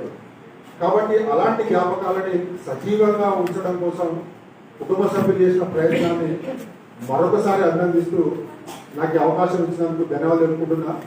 ఈ ఓదెల గ్రామంతో ఉన్న అనుబంధానికి గుర్తుగా అక్కడ ఓదెల గ్రామానికి సర్పంచ్గా చిరకాలం పనిచేసిన మిత్రుడు ఉన్నాడు మహేందర్, 2 సార్లు పనిచేసిన వాళ్ళు ఉన్నారు. ఆ గిరిజన సార్ కూడా ఆ గ్రామం అంటే కొంత ఇప్పటికీ ఇంకా యాక్సెస్ అయితే డినై కాలేదు, అది ఇంకా నడుస్తూ ఉన్నది. బహుశా దానికి సూచికగా సన్మానిద్దామని కూడా అంటున్నారు. ఆ అవకాశం కూడా మాకు ఇవ్వాలని కోరుకుంటున్నా. ఇక చివరిగా ఒక ప్రశ్న వేసుకొని ముగిస్తాను. ఈ రోజున ఒక పెద్ద ప్రశ్న ఉన్నది, కవిత్వానికి కాలం చెల్లిందా? ఇది పెద్ద డిబేట్ నడుస్తున్నది. కవిత్వాలు చదువుతారా, దానికి ఇంపాక్ట్ ఉంటుందా, అది ఇంకా ఉన్నదా, అసలు కవిత్వానికి కాలమే చెల్లిందా అనేటువంటిది పండిత చర్చ నడుస్తున్నది, పామర చర్చ నడుస్తున్నది. కానీ నా ఒపీనియన్ ప్రకారం ఏంటంటే కవిత్వము శ్రీనాథన్ కాలం నుంచి కావచ్చు, నన్యాధికరణ కాలం నుంచి కావచ్చు, ఈ రోజు వరకు డిజిటల్ వచ్చిన కాలం వరకు కూడా అది రూపం మార్చుకుంటే మార్చుకోవాల్సిన టెక్స్ట్ రూపంలో ఉన్నది డిజిటలైజ్ అయి ఉండొచ్చు. కానీ ఇంకా ఈ రోజు నాకు గొప్పతనం ఏంటంటే ఇవి అంతర్జాతీయ, ఇక్కడ నేను రాసింది ఏదైనా బాగుంటే అది క్షణాల్లో అమెరికాలో ఉన్న వాళ్ళ దగ్గరికి వెళ్తున్నది, రష్యాలో ఉన్న వాళ్ళ దగ్గరికి వెళ్తున్నది, ఇంకా మనతో యాక్సిడెంట్ అంతరిక్షంలో ఉన్న వాళ్ళు కూడా చదువుకునే అవకాశం ఉన్నది. అంటే దాని రూపం మార్చుకొని ఏదో ఒక రూపం అయితే చలామణిలో ఉన్నది. దాని ఇంపాక్ట్ ఏ విధంగా ఉన్నది, ఎట్లా ఉన్నది అనేది చర్చ ఉంటే ఉండొచ్చు కదా. దాని ఇంపాక్ట్ కనీసం ఈ రూపంలో వాళ్ళ కుటుంబంలోనైనా ఉన్నదనేటువంటి దానికైతే ఒక ఉపయోగం ఉన్నదనేటువంటి మనం గుర్తించాల్సిన అవసరం ఉంది. సో ఇట్లా మనము ఇలాంటి కొన్ని సారైనట్టుగా ఒకటి మాత్రం నేను కూడా అనుకుంటున్నా. ఇంకా అమూత్రితాలు చాలా ఉన్నాయి అన్నారు. నా రిక్వెస్ట్ ఏంటంటే ఆ అమూత్రితాలలో కేవలం సార్ రచనలో కాకుండా సార్ ద్వారా ప్రేరణ పొంది సక్సెస్ఫుల్ జీవితాన్ని గడిపిన ఓడంత మంది ఉన్నారు. దయచేసి వాళ్ళని కూడా ఒక్కసారి ఇందులో పట్టుకొస్తే సార్ గొప్పతనం ఏంటంటే వాళ్ళ కుటుంబ సభ్యులు ప్రపంచం తెలుస్తుంది.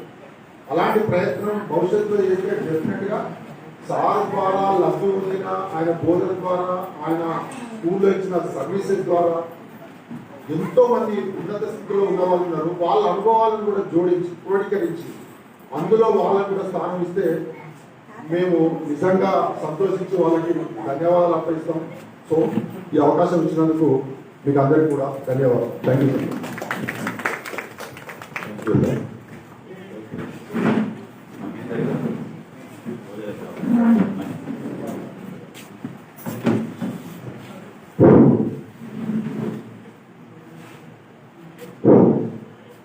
మా బాపు కవితాజరి ఈ కార్యక్రమానికి ఈ పుస్తక పరిషత్ నన్ను పిలవడంలో, ఈ కార్యక్రమంలో పాల్గొనే అదృష్టం నాకు కలగడాన్ని చాలా గొప్పగా భావిస్తూ ఈ కార్యక్రమానికి ఇచ్చేసిన కవి అంపశయ నవీన్ గారు, మిగతా రచయితులందరికీ, ఓదల గ్రామస్తులకు, వారి కుటుంబీకులందరికీ శుభాకాంక్షలు చెప్తూ, రాజగోపాల్ సార్తో శ్రీనివాస్ రెడ్డి సార్ గెలవదు, నేను శిష్యుని. ఆ సార్తో నేను దెబ్బతిన్నాను. 4-5 తరగతులలో నాకు గురువు. నేను చదువుకున్న సార్ దగ్గర, నేను అదే గ్రామానికి అదే స్కూల్లో చదివిన కాబట్టి నాకు హెచ్చంగా ఉన్నాడు.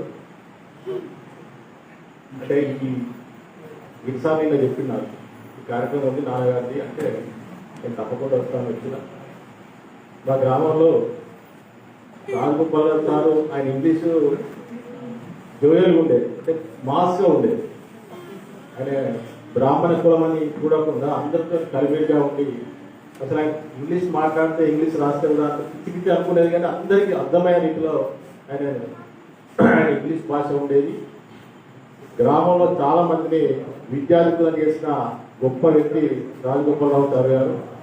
అతని మాటలోనే వారి కుమారులను తీర్చిదిద్ది పై స్థాయిలో వాళ్ళ అమ్మాయిని కానీ అందరినీ పై స్థాయిలో నిలిచి మంచి గొప్పగా తీర్చిదిద్దిన గోపాలరావు సార్కి మనవులు లేకుండా కూడా అతన్ని మరించుకునే అవకాశం కలిగించిన ఆ కుటుంబీకులందరినీ మరొకసారి అభినందిస్తూ, రాజగోపాలరావు సార్ గారి పేరు మీద గిరిసార్ ప్రతి సంవత్సరం ఓదల గ్రామంలో 10వ తరగతిలో ఉత్తమ బహుమతులు పంచుతూ సార్ రాజగోపాలరావు సార్ గారి ప్రభావాన్ని, ఆయన ఆనవాళ్లను కొనసాగిస్తున్న గిరిధర్ సార్ను ప్రత్యేకంగా ఈ సందర్భంగా అభినందిస్తూ, ఈ కార్యక్రమానికి నన్ను పిలిచిన కుటుంబీకులందరికీ మరొకసారి శుభాకాంక్షలు చెప్తూ, ఈ వేదిక ద్వారా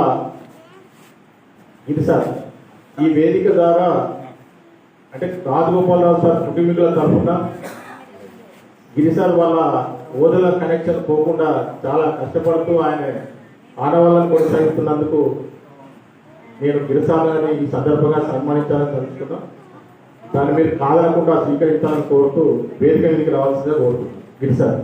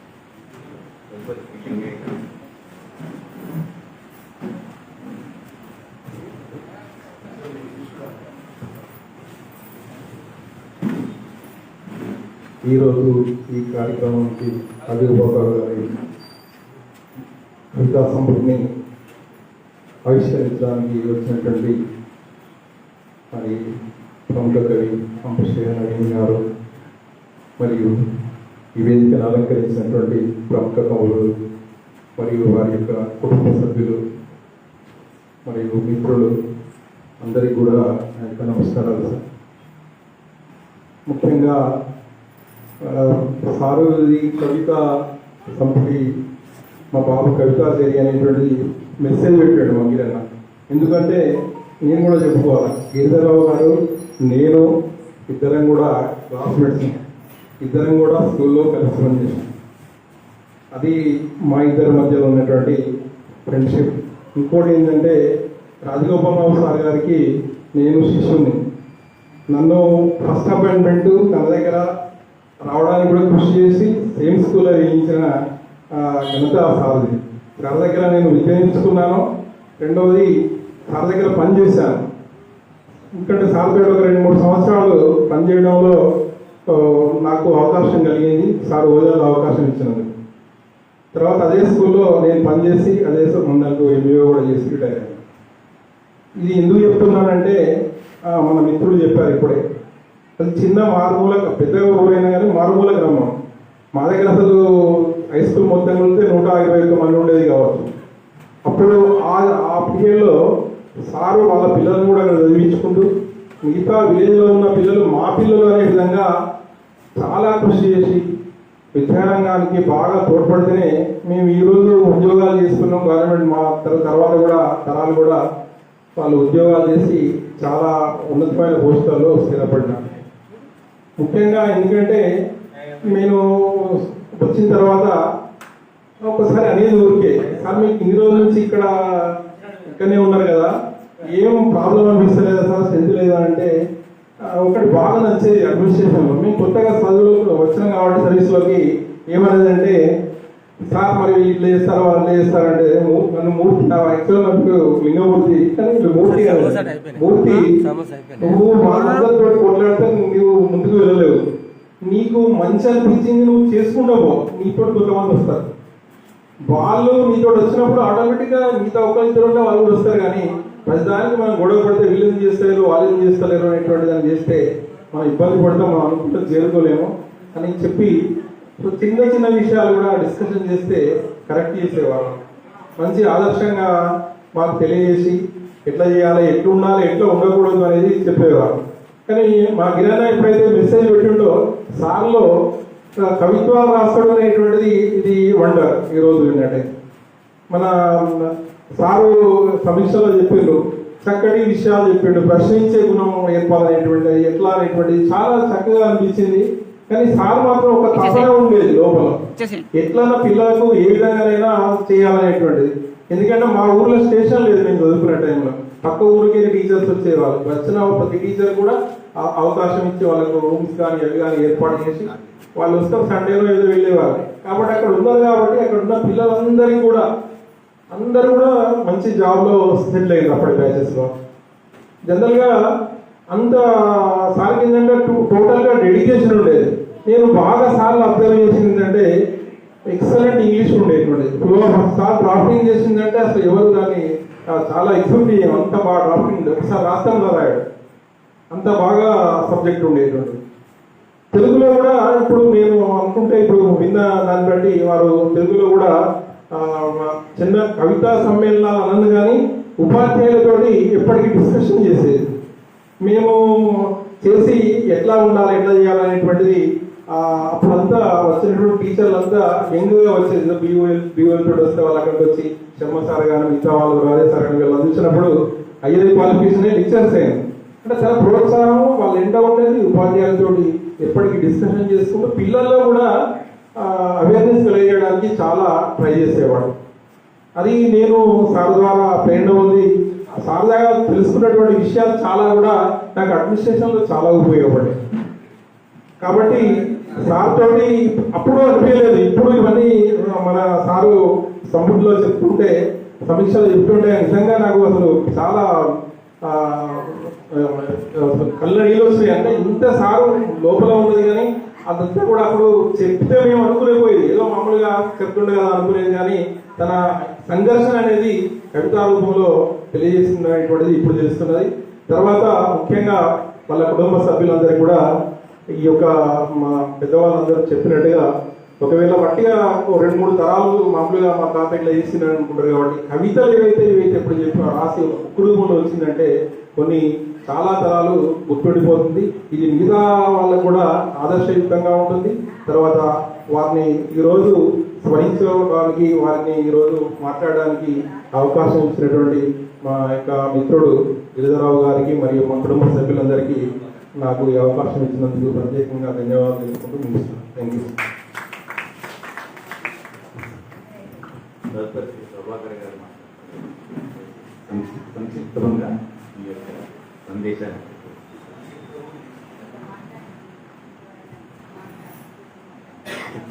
వేదిక పైన ఉన్న వేదిక ముందున్న పెద్దలందరికీ నమస్కారం. నేను ప్రభాకర్ విశ్రాంత ఉపాధ్యాయుని. నాకు ఈ పుస్తక రచయిత తెలవదు, కానీ మా గురువు గారు కంది శంకరయ్య గారు పిలిస్తే వచ్చాను. అందరి ఉపన్యాసాలు విన్న తర్వాత నాకు మాట్లాడాలనిపించింది. ముఖ్యంగా ఈ కుమారులకు కుమార్తెలకు ప్రత్యేక ధన్యవాదాలు. మీ నాన్నగారు చనిపోతే కార్యక్రమం చేస్తే ఒక 100 మందికి భోజనాలు పెడితే ఆ 100 మందే సంతృప్తి పడతారు. కానీ ఇవాళ మీరు చేసే కార్యక్రమం ఆ 100 పక్కన ఇంకొక 4-5 సున్నాలు కూడా పెట్టుకోవచ్చు. అంత ప్రాచుర్యంలోకి వస్తుంది మీ నాన్నగారి పేరు. కుమారుల ఇప్పుడు మా గురువుగారు చెప్పిండ్రు, కొడుకులు పుస్తకాలను తగలబెట్టిండ్రు, కానీ మీరు పుస్తకాలను వెలిగించిండ్రు, పుస్తక దీపాలను వెలిగించిండ్రు. మీకు ప్రత్యేక ధన్యవాదాలు. మీ నాన్నగారి విలువ ఇప్పుడు దాకా మీకు పూర్తిగా తెలవలేదు, ఇవాళ తెలిసిందని నేను అనుకుంటున్నాను. నాకు ఎంతమంది వక్తలు పెద్ద పెద్ద వక్తలు మాట్లాడటం వల్ల మీ నాన్నగారి యొక్క గొప్పతనము పూర్తిగా తెలిసింది అని నేను అనుకుంటున్నాను. చెట్టుకేమో విత్తుకొనమున్నది తెలియలేదు, నాకేమో నాన్న విలువ ఎంతన్నది తెలియలేదు. ఒక కవి రాశాడు, మా నాన్నగారి యొక్క విలువ నాకు తెలవలేదు, చెట్టు కూడా విత్తుకు రుణమన్నది తెలియలేదు. మీరు చేసినటువంటి గొప్ప కార్యాన్ని ప్రశంసిస్తూ మీరు ఇచ్చిన టైం లోపలనే ముగిస్తూ ధన్యవాదాలు. ధన్యవాదాలు సార్. కుటుంబ సభ్యుల్లో ఎవరైనా మాట్లాడదలుచుకుంటే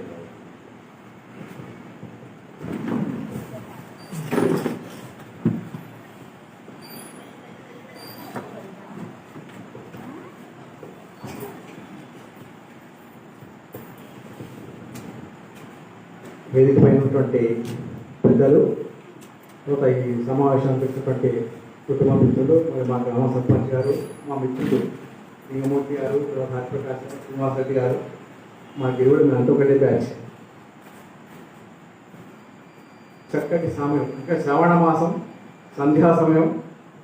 అందులో మా కాకి గారు రాసినటువంటి కవితా సంపుటిది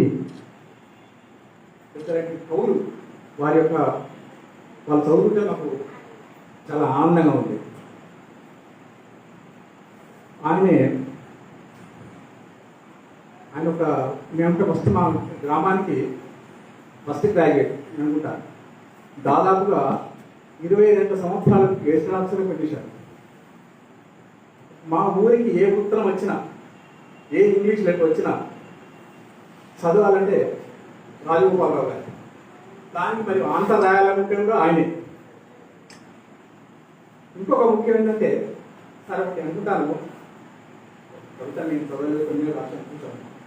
ఆయన యొక్క పెట్టి experience is better than tutor అంటారు. ఆయన యొక్క అనుభవాలే ఒక కవిత రాయించినాము. ఆయన ఇంకో మనిషి ఏంటంటే, ఆయన అందరిలో కలిసిపోయేటువంటి మనిషి. చిన్న పిల్లలే ఒక్క చెప్పినట్టు అందరితో కలిసిపోయి అందరితోటి బాగున్నటువంటి ఈ యొక్క ఇంకా సమయ ప్రభావాన్ని ఎక్కువ మాట్లాడలేకపోతున్నాను. ముఖ్యంగా ఆయన యొక్క సంపద హెరిడిటీ అంటారు. ఆ యొక్క హెరిడిటీ ఆయన పెద్ద కుమారుడు రామకృష్ణరావు కొంచెం అప్పింది. ఆయన కూడా కొన్ని కవితలు రాస్తాడు. లాస్ట్ ఇయర్ ఆయన కూడా పత్రికలకు వెళ్తున్నాడు. నిజంగా ఆయన అనుకరిగే వ్యక్తి లెక్క దాదాపు 5-6 నెలలు మ్యాక్సిమం కష్టపడి ఈ యొక్క కవిత అనుభవం ఆయన కూడా కవి కాబట్టి మరి కవితను కరెక్ట్ సెలెక్ట్ తీసుకోవడం అనిపించింది బాబు కవిత. దాని కూడా మనం ఇంకో చిన్న నేను అన్నారు గారు, మా తాతగారికి వ్యవసాయం ఆధ్యాత్మిక వృత్తి కాకుండా వ్యవసాయం చేయించేవాడు అని. దానిలో మా చిన్నరావు మా అన్నయ్య బాగా సహాయపడ్డాడు అక్కడ. దాని యొక్క ఆధ్యాత్మిక వృత్తి మాకు ఎదుగుతాం హెడ్ మాస్టర్ గారు. ఆయన అక్కడనే పనిచేసి ఆయన కూడా బాగా చేశాడు. తర్వాత మా చెల్లెలు లక్ష్మి, ఆమె ఏం చెప్పాలంటే 2 నెలలపై వాళ్ళ కళ్ళు అనిపోయింది. మరి ఆ యొక్క దానికి అనుభవం జీవితాల పాఠాలు మొత్తానికి దానికి సహాయం ఇవ్వలేదు. షీఈ్ వెరీ పేషెన్స్ గారు. Thank you. అవకాశం ఇచ్చిన మీ అందరికీ కూడా ధన్యవాదాలు తెలుపుతున్నాను.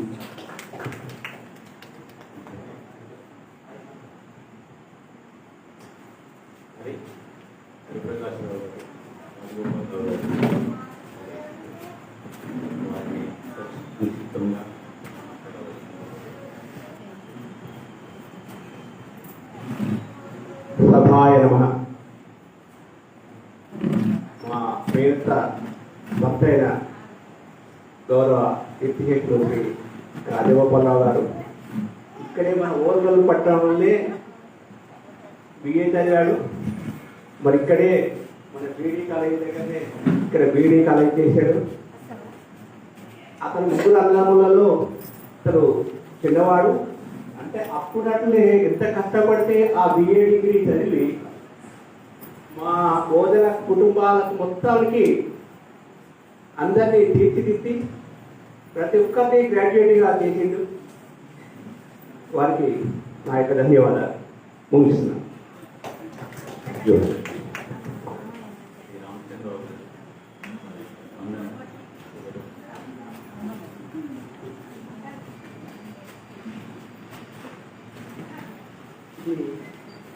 మా కాపు కవితాదేవి పుస్తకావిష్కరణ సభకు వచ్చిన మీ అందరికీ నమస్కారాలు. ముందుగా మేము ఆహ్వానించే పుస్తకావిష్కరణ గావించిన అంబశయ్య నవీన్ గారికి కృతజ్ఞతలు, నమస్కారాలు.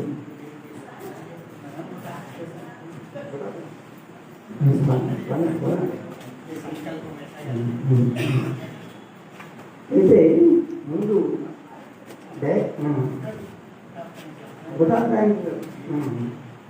డయస్ మీద ఉన్న పెద్దల గురించి నా విషయాలు చెప్తామనిపించి ఆ విషయం చెప్తున్నాను. ఇప్పుడు ముందు విద్యార్థి గారు చెప్పినట్టు తెలుగు సాహిత్యంలో 100 పుస్తకాలలో ఎన్నుకుంటే అందులో వచ్చే పుస్తకం అంపశయ్య. అంపశయ్య చాలా గొప్ప నవల. ఆ అంపశయ్య నవల పేరుతోనే నవీన్ గారి ఇంటి పేరు కూడా అంపశయ్యగా మారింది. అంటే ఆ పుస్తకం చదువులను అంతగా ఆకర్షించింది. ఆ పుస్తకం వలన ఒక ఉస్మానియా యూనివర్సిటీలో చదివే ఒక కాలేజ్ స్టూడెంట్ యొక్క జీవిత చరిత్ర అంతా ఒక రోజులోనే ఆ నవల మనకు చెప్తుంది. అటువంటి నవలను అందించిన అంపశయ్య గారికి కృతజ్ఞతలు. తర్వాత విద్యార్థి గారు మా నాన్నగారి స్నేహితులు.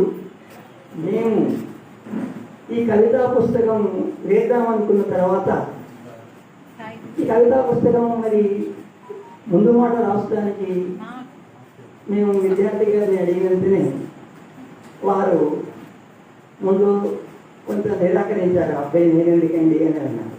కానీ మేము అంత స్థూలంకషంగా చూసిన తర్వాత విద్యార్థి గారిని వారికి ఈ కవిత చూపెట్టి మిమ్మల్ని మా నాన్నగారు గురువుగా రాసుకున్నారండి, ఈ పుస్తకానికి తప్పక మీరే ముందు మాట అందించాలి అని మేము కోరినప్పుడు తర్వాత వారు అంగీకరించి ముందు మాట కూడా చాలా త్వరగానే 10-15 రోజుల్లోనే సమయం తీసుకొని రాసిచ్చారు.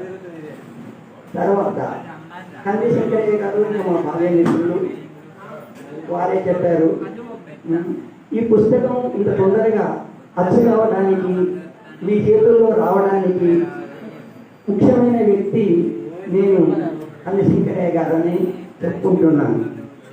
తర్వాత పుస్తకంపై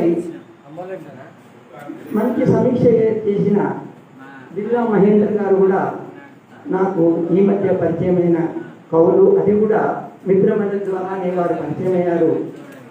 విద్యార్థి గారి సలహాపై వారికి ముందు మాట ఇది సమీక్ష చేయమని అడుగుదాము అంటే సరే వారనడం.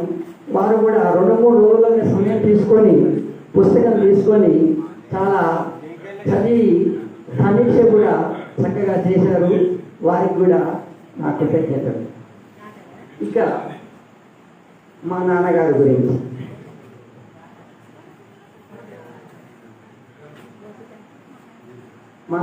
గురించి ఎంత చెప్పినా తక్కువే.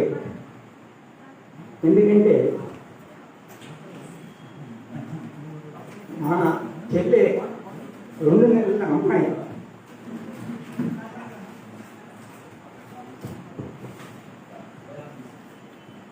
ఆ 2 నెలల అమ్మాయిని లేదా ఇప్పటికీ మాకు ఆశ్చర్యంగానే ఉంటుంది. నా చేతుల్లో తీసుకొని మమ్మల్ని అందరినీ కూడా పెంచి పోషించారు. అయితే మా తమ్ముడు చెల్లె కంటే ఎక్కువగా, ఎందుకంటే నేను ముందు పుట్టినవాడిని కాబట్టి ఎక్కువగా సాన్నిధ్యం మా నాన్నగారితో నాకే ఉంది. వారు నాకెప్పుడు 2 విషయాల గురించి చెప్పేవారు. మా మధ్యన ఎప్పుడన్నా సందర్భాల్లో చర్చ వస్తే నాకెప్పుడు 2 విషయాలు చెప్పేవారు.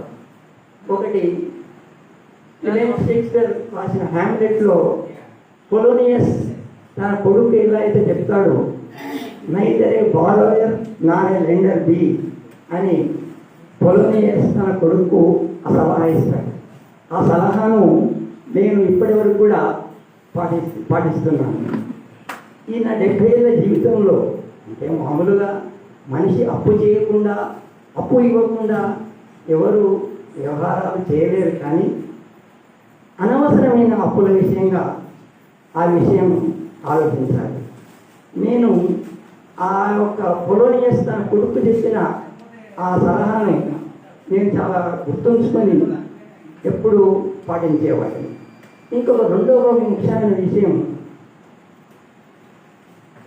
ఒక సామెత గురించి చెప్పేవాడు ఇంగ్లీషులో. money is lost, nothing is lost, health is lost, something is lost, character is lost, everything is lost. ఇది ఎప్పుడు మేము ఆయన నాకు ప్రతిసారి కలిసినప్పుడు ఈ విషయం చెప్పేవాడు.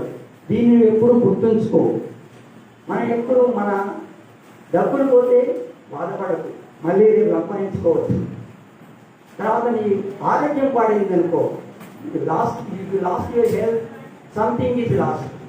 నువ్వు ఏదో పోగొట్టుకుంటున్నావు, ఆరోగ్యం లేకపోతే మీరు కాపాడుకో. కానీ character is lost, everything is lost. అంటే నీ యొక్క నడవడిక, ప్రవర్తన, దాన్ని కనుక నువ్వు దృష్టిలో ఉంచుకొని సక్రమంగా చూసుకొని ఉంటే నువ్వు జీవితంలో బాగుపడతావన్న ఈ రెండు ఇంగ్లీషు కావాలని నేను ఇప్పటికీ పాటిస్తున్నాను. ఈ విషయాలు ఎందుకు చెప్తున్నానంటే, ఎవరైనా ఈ పిల్లలు కానీ పెద్దలు కానీ ఈ రెండు విషయాలను గుర్తుంచుకుంటే వారి జీవితంలో కూడా ముందుకు పయనిస్తారు, ఎటువంటి బాధలు ఉన్నాయని చెప్పి ఈ విషయాలను నేను వినియోగించుకున్నాను. తర్వాత మేము పిలిచినంతనే ఈ సభకు విచ్చేసి ఈ సభను దిగ్విజయం చేసిన మీ అందరికీ మరొకసారి నమస్కారాలు చెప్పుకుంటూ నేను ముగిస్తున్నాను. 18 మెంబర్స్ నుంచి ఎవరైనా మాట్లాడారు?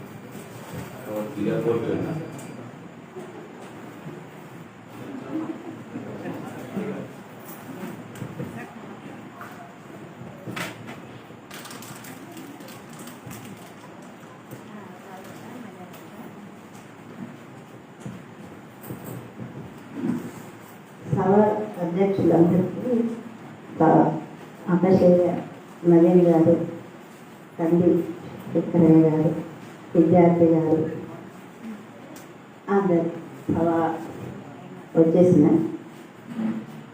మా చుట్టాలు, ఫ్రెండ్స్, అందరి ఊళ్ళ నుండి వచ్చిన టీచర్స్, సర్పంచ్ గారు అందరు.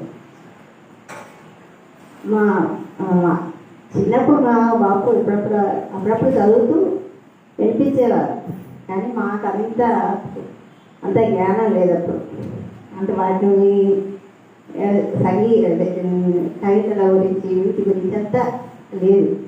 కానీ మళ్ళీ మా తర్వాత కూడా మా పిల్లలకి అప్పుడప్పుడు అందరినీ కూర్చోబెడితే కొన్ని కవితలు చెప్పేవారు. కానీ అంత మాకంతా అప్పుడు దాని మీద అవగాహన లేదు, అంత లేదు. ఆ తర్వాత ఇప్పుడు మీరు చెప్పినారు కదా, చెప్పినాక మాకు అసలు మా బాపే రాశారా, మా బాపే కట్ చేశారా అని మాకు అసలు ఒక రకంగా ఆశ్చర్యంగానే ఉంది. వినేవాళ్ళం కానీ అంతా మాకు డీటెయిల్స్గా దాని గురించి ఏం తెలియకపోయేది అప్పుడు. ఇక మా బాప గురించి చెప్పాలంటే ఇక మా బాపే అసలు కష్టపడ్డారు. చిన్నప్పటి నుండి దాదాపు చాలా చెప్పలేను. ఆయన అసలు మాకు దేవుడే, అసలు ప్రతి దానికి అన్ని గురువు, దైవం అన్నింట్లో మాకు చాలా వరకు మమ్మల్ని మా అన్నయ్యలతో సమానంగా నన్ను కూడా డిగ్రీ వరకు, అది మళ్ళీ పల్లెటూరులో ఉన్నా కూడా లేదు ఆడపిల్ల కూడా చదువుకోవాలి అని వరంగల్లో మా అన్నయ్య వాళ్ళ దగ్గర ఉంచి అలా చదివించారు. ఒక స్టేజీ తీసుకొచ్చారు. ప్రతి కష్టపడ్డారు, చాలా అంటే అసలు మానసికంగా, శారీరకంగా చాలా కష్టపడ్డారు. ఆయన మాకు ఒక కుల దైవమే, అంతే. ఈ అవకాశం ఇచ్చినందుకు చాలా కృతజ్ఞత.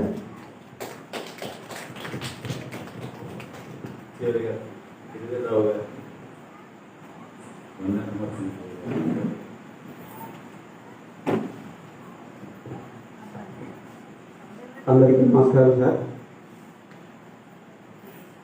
మేము పిల్లలని మాపై ఎంతో ప్రేమతో మా ఆహ్వానాన్ని మన్నించినటువంటి ముఖ్యంగా అంపశయ్య నవీన్ గారికి మేము మా కుటుంబం తరఫున, ఈ సభ తరఫున ప్రత్యేకమైనటువంటి అభినందనలు తెలియజేస్తూ ఉన్నాం. ఎందుకంటే ఇంత చిన్న ప్రోగ్రాం కూడా సారు కనిపించి ఇంతసేపు ఈ సభలో కూర్చొని అందరినీ అలరించినటువంటి సార్కు అందరం మనం కర్తవ్యం ద్వారా మాకు ధన్యవాదాలు చెప్తాం. ఎందుకంటే వరంగల్కే తలమానికం సారు. సార్ రావడం అంటే మజాక్ కాదు. అయినా ఒక చిన్న సభకు సార్ వచ్చిందంటే వారి పెద్ద మనసుకు ధన్యవాదాలు అర్పిస్తా ఉన్నాం. తర్వాత మేము పిల్లగానే వచ్చినటువంటి సారు విద్యార్థి గారు, సారు వెంకటయ్య గారు, తర్వాత మన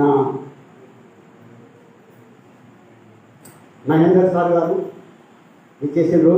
వాళ్ళందరికీ కూడా మా కుటుంబ పక్షాన సభ పక్షాన అందరికీ కృతజ్ఞతలు తెలియజేస్తా ఉన్నాం. అంతేకాకుండా ఎక్కడో దూరంగా ఉన్నటువంటి మా బంధుమిత్రులు చెప్పినంతనే వచ్చినందుకు అందరికీ కూడా ప్రత్యేకమైన ధన్యవాదాలు. తర్వాత మా గ్రామ సర్పంచ్ మహేందర్ గారు, మా మిత్రులు శ్రీనివాస్ రెడ్డి సార్, వెంకయ్య సార్ ఈ సమావేశానికి వచ్చి అందరూ వచ్చి మమ్మల్ని ఆశీర్వదించినందుకు ధన్యవాదాలు అర్పిస్తాం సార్. మళ్ళీ మేము ఒక కొత్త ప్రోగ్రాము పుస్తకాలం తర్వాత మళ్ళీ సార్ వారు రావాలి, మళ్ళీ మా పుస్తకాన్ని ఆవిష్కరించాలని కోరుకుంటూ మేము ఈ సభను ఇక్కడ సమాప్తం చేస్తా ఉన్నాం సార్. సార్ ఏమైనా చిరక వెంకయ్య గారికి ఇస్తే మాట్లాడండి సార్. ఇది సభ ఇక్కడ అధ్యక్షుల వారి అమ్మతో మరి మనము ముగిస్తా ఉన్నట్టు ప్రకటించలేదు. ధన్యవాదాలు. దయచేసి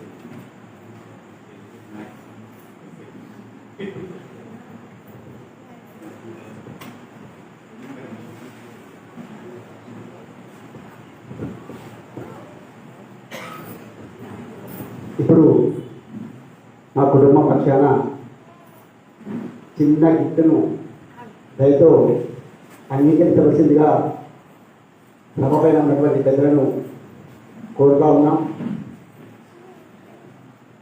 ఇప్పుడు చిన్న బహుమానం దయతో అంగీకరించవలసిందిగా కోరుతా ఉన్నాం.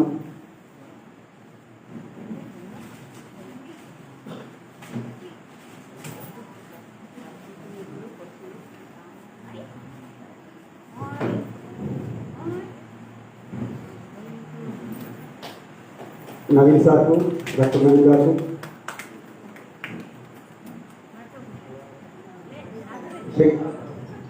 Shankaraiah sir,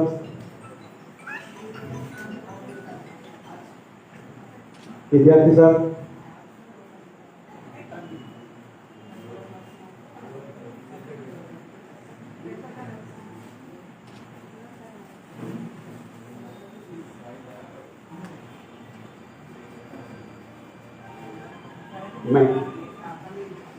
Mahindra sir.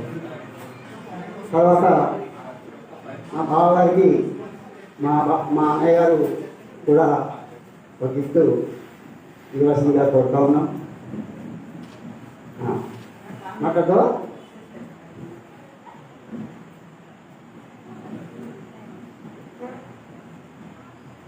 నమస్కారం.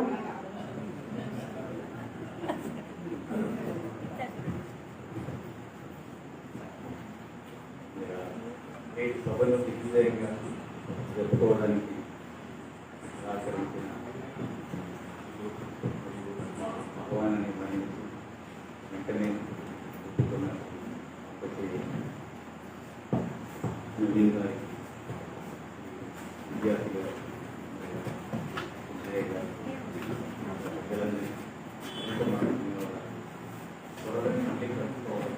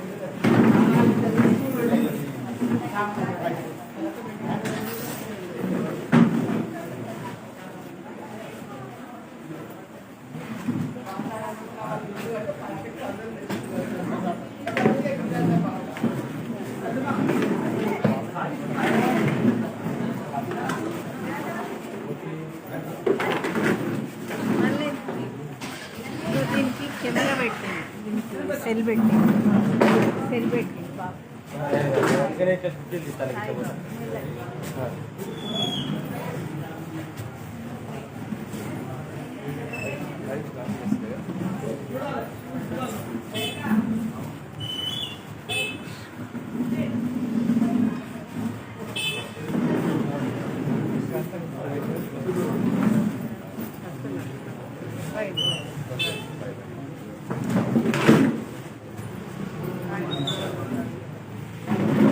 సాయి ఓకే ఫినిష్ చేయి సాయి ఫినిష్ చేయరా లైవ్ లైవ్ లైవ్ లింక్ పంపాము లైవ్ లింక్ ఫేస్బుక్లో ఉంది కదా ఫేస్బుక్లో వస్తుంది అయిపోయింది ఫినిష్